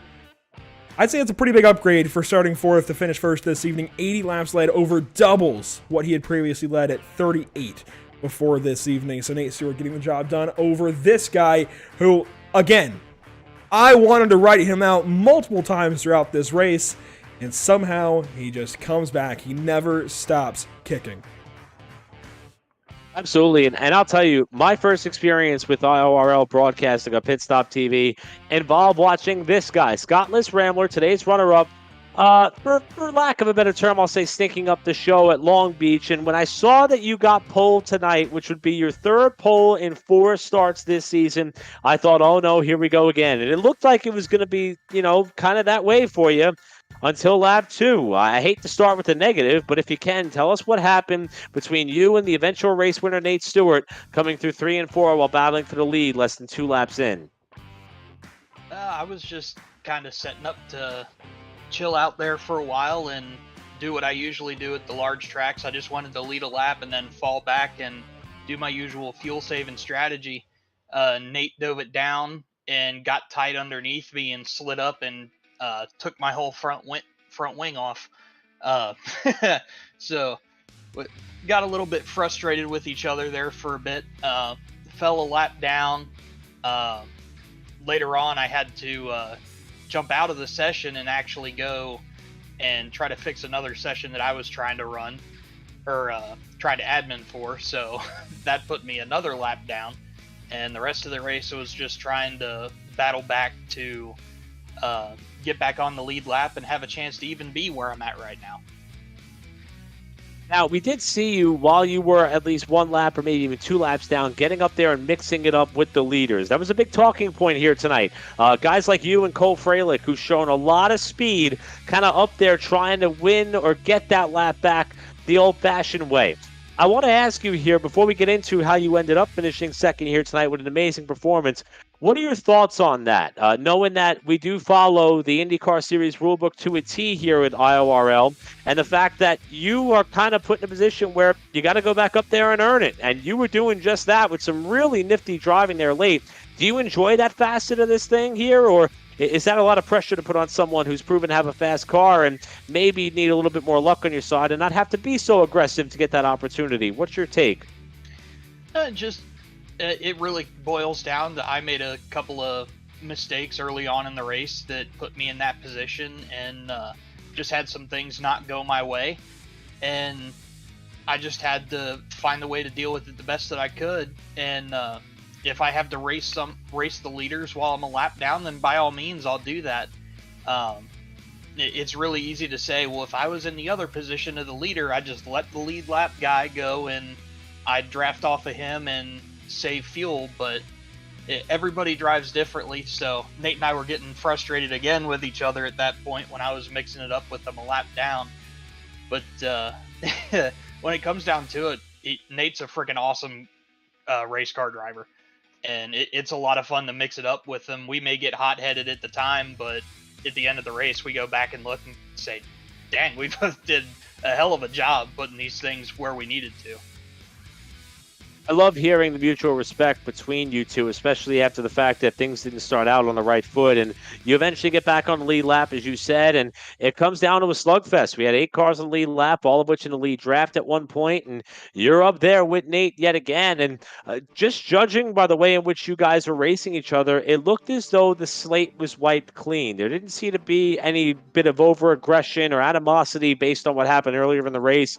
And it seemed as though that the caution took away our ability to watch what would have been a final lap and a half thriller. How much do you wish that you would have had that 1.5 lap extra if the caution hadn't fell? Because it looked like you may have been in the catbird seat there. Oh, I definitely wish I had the extra time, because that's what I planned for, was potentially, and I don't want to give away my strategies, but it's easier to do so. But when you're in the position like we are, nobody's really getting separated. I was running really well on the high line. Basically the same deal as what Indianapolis was. So I was using that high line to get a little bit of a gap between myself and the car in front and getting a massive run down the straightaways on either end of the racetrack. And I could do that basically at will, whether there was a car in front of me or not. So I was really counting on having that up my sleeve on the last lap and really trying to put the pressure on when the white flag came out. But unfortunately, I literally let him go by and looked up in the mirror and I saw smoke. I was like, well, race is over. I don't have the opportunity now. So I should have fought that a little bit harder. But hindsight's 20/20. It was a great move. So when the dust settled, you come home in second place, 2 laps led after winning the pole and qualifying earlier. Scott, who do you have to thank with another strong run here? And a rare appearance for you. Only your 4th start, 2nd top 5 of the season, 1 spot shy of your 2nd win. Who makes it possible for you? Yeah, I want to thank Zach and everybody that puts everything on for IORL. He does a heck of a job trying to not only race, but also admin at the same time. And he puts in a lot of work to make these things happen. So a huge thanks to him. Thanks to you guys for broadcasting, and thanks to everybody that tuned in to watch tonight. Hopefully I can be back again here soon. Well, Scott, you made it interesting all the way throughout the duration of that 155-lap affair. Thank you for the show that you put on. Great run, as always. We look forward to seeing you next time that we're able to cover the IORL on Pit Stop TV. Great run with that runner-up finish tonight, my friend. All right, thank you. And again, that is Scott Rambler, the driver who had literally a bookended up and down day in this event for the 500K at Michigan. A driver who also we had a chance to hear from during the race, able to celebrate a podium here. 3rd place finisher standing by with Andrew Cardinale IV. Somebody who's got a short history in the IORL, much like Nate Stewart, but has made 6 prior starts, is Kyle Cuthbertson. You ran the 500 last year. You've run several races since then. You say you're a road course guy, but you're starting to look pretty darn good on these ovals. Not a win this evening, but you were darn close to it. Do you think if that caution hadn't come out, you had him? Not a chance. Nate and Scott were the class of the field, and it was pretty much just a race of first place behind those two. I mean, I thought I got lucky there in the end and had some clean track in front of me, but I mean, just if we would have gone green a couple laps later and those guys, we had a couple more laps before those guys actually got up there, then maybe we had a shot. But I mean, I thought I just got lucky there at the end in the timing. Well, 8 laps led. You certainly made your presence known this evening. We just added a road course to the series, or we will be here soon. How do you feel about the rest of the season? I know only a few starts so far. In fact, 4. This makes 5, which is half the series. Are you looking to try and make up some points positions? Are you looking to try and get something there? Or are you just worried about going out there and having a good time? Yeah, like I said, before we went green on the last yellow, I was thinking about Reed and where he was, because I know he's kind of on a tear right now. He's quick, and I've missed a couple of races, and I don't think I'm really, especially missing the Indy 500. I think I'm, probably far enough back in points to probably where I couldn't make a run at the championship, but I definitely want to see how many spots I can make up. So I mean, I'm kind of on these ovals where I, probably am not, the fastest guy on the track. I'm just looking for, every spot to make up points and looking at where Reed is, because the way I look at it, I'm pretty much racing him, maybe Ramler, So, looking at the road courses ahead, the road courses, I'm going to try and win them all. But then the ovals, I mean, a day like today, finishing third, just as many, points as I can get, I mean, that's a pretty solid day in my book. Well, you're getting close to, at the very least, a run for the top 5. Certainly a pretty good evening for you then here at Michigan, and some pretty good places that you could go here in the standings over the course of the rest of the season. We're looking forward to keeping up with you and the rest of the IORL over the course of the rest of 2021. Who do you have to thank? Who do you have to shout out? Who makes it happen for you? I just like to thank all my buddies, Noah, Nate, freaking Nate. I told him on a green flag, probably with 5 to go, just while we were running, I was like, I respect the heck out of you, man, because the way he was running was insane. Noah, Cole, Joe Donahue, got a shout out to my Matt Skipper, everyone, like I said, running all the Race Nation TV cars tonight. That was really cool to see. And yeah, I mean, got a lot of good people on the car. Kart Chaser on YouTube, go check them out. I've been working for them a little bit. Xander Clements, he's a good dude. New Gen LED Lighting here, hometown in Belleville, Ohio, right next to Mid Ohio. It's where I work. LED lighting. So I mean, got some, pretty good people in the car. Pretty good people. Some pretty awesome people around me having fun on these Wednesday nights. Well, buddy, certainly a pretty well-deserved podium. Again, I think you had a shot there for the win, but third place has got to still feel pretty good. Best of luck to you the rest of the season, whatever races you're able to run. Can't wait to see how you do. Thank you. Appreciate what you guys do. And Kyle Cuthbertson, well, the top 3 this evening, taking bronze on the podium. A big, big finish for him this evening. It didn't quite work out for other guys, but let's take a look at our unofficial, for now, race results from the Michigan 500K. Nate Stewart wins under caution flag conditions over Scottless Rambler and Kyle Cuthbertson, your podium.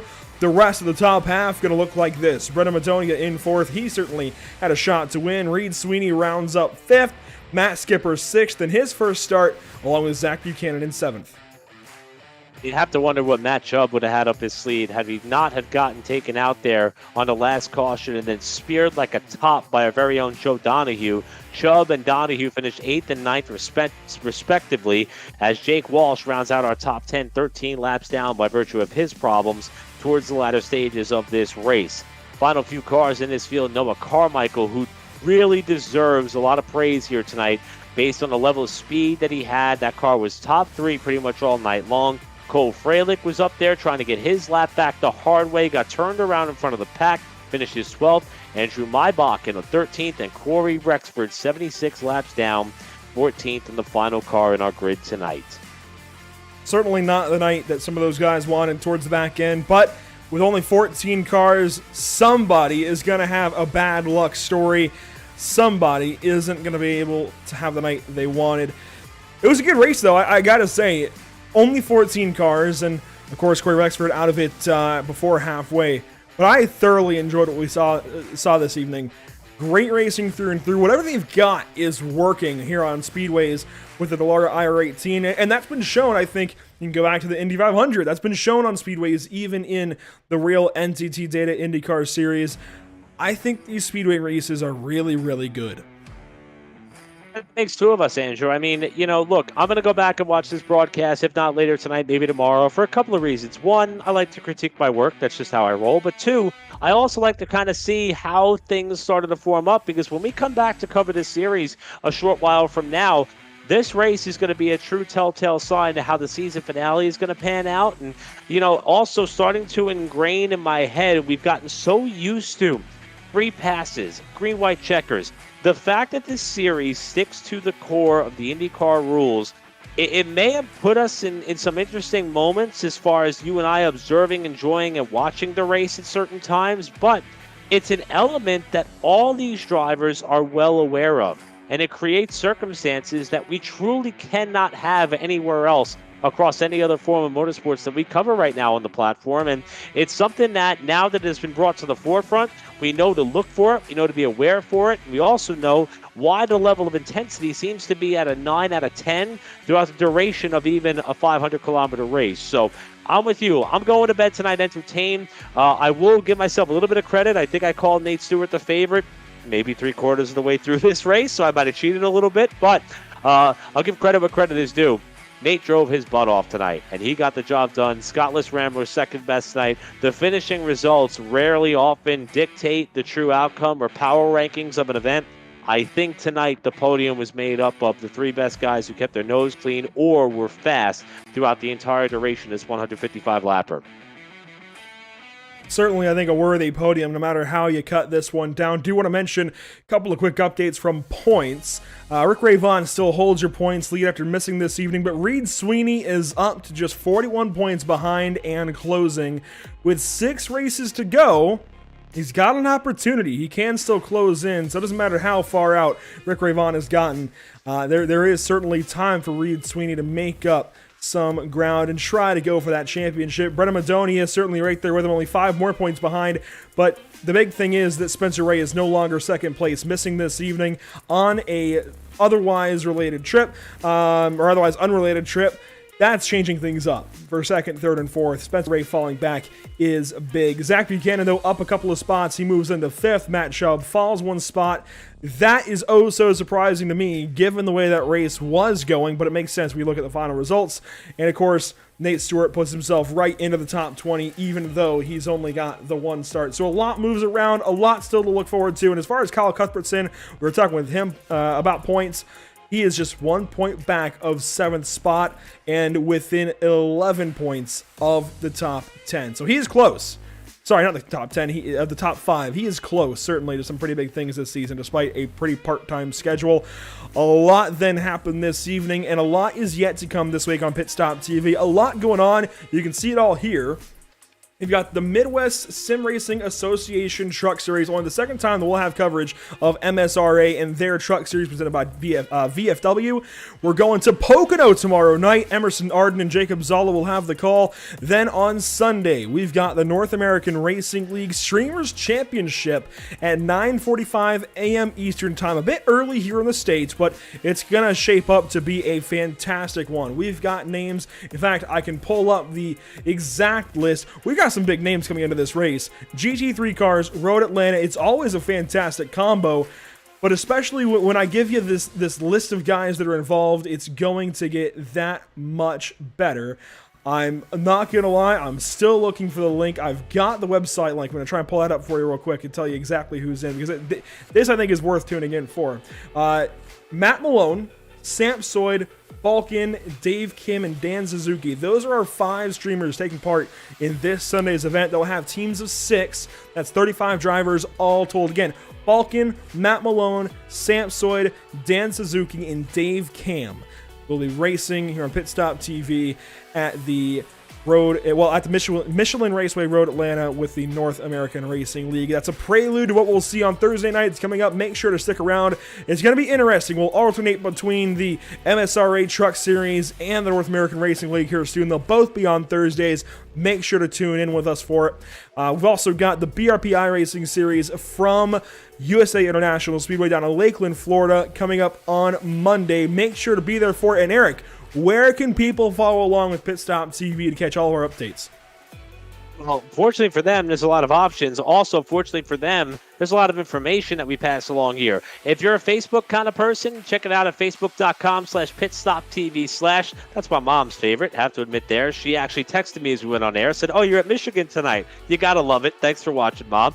Instagram, that's a new place we're all hanging out, right? I'm 31 years old. I'm still figuring out this social media thing. Instagram.com/pit_stop_TV/. For Twitter, my go-to source for news. That's where I saw all of Emerson Arden's hard work tonight. Twitter.com/pitstoptv_/. And YouTube, where we're hanging out at home, and we got the YouTube app up on the Roku devices and all the TVs throughout the house. YouTube.com/C/pitstoptv1/ to catch all the action. As Andrew mentioned, we got a jam-packed week. 3 more races still to go here throughout the next few days, or the next 7 days or so here on the platform, and you will not be denied of entertainment as we have wall-to-wall coverage for so many different facets of motorsports, including this IORL event that we have put behind us in the books here from Michigan. And certainly a lot to go here for the IORL IndyCar Series. Let's take one more look at the schedule. We can now cross Race 10, Michigan, off the list. Now, we will not have coverage on Pit Stop TV of the next 3 races. That goes through mid-July, those being Mid-Ohio, Gateway, and Watkins Glen. But when we unload at the Chicago Street Course and Kentucky Speedway, we will have coverage here on Pit Stop TV of those back 3 races. That is going to be one heck of a run to the championship. There is a lot to go on yet for this title, a lot yet to happen, especially coming back from the Chicago Street Course. That's going to be crazy. The fact that our 2 road course races that we're covering this season with IORL are both street courses and on each end of the schedule is pretty incredible. From Long Beach to Indianapolis, now to Michigan. We've still got Chicago and Kentucky now to look forward to before we get to California. It's going to be a wild run to the title for these guys. I can't wait to be here for it. A whole lot to look forward to. But that will close things. That will draw us to an end from the Michigan International Speedway. Happy to have had you all here tuning in and joining us for tonight's action, and we hope you enjoyed tonight's broadcast. For all of Pit Stop TV, Eric Brennan and Emerson Arden on the crew with myself, Andrew Cardinale, this evening, thank you so much for tuning in, and we hope to see you next time. In fact, tomorrow night with the Midwest Sim Racing Association from Pocono.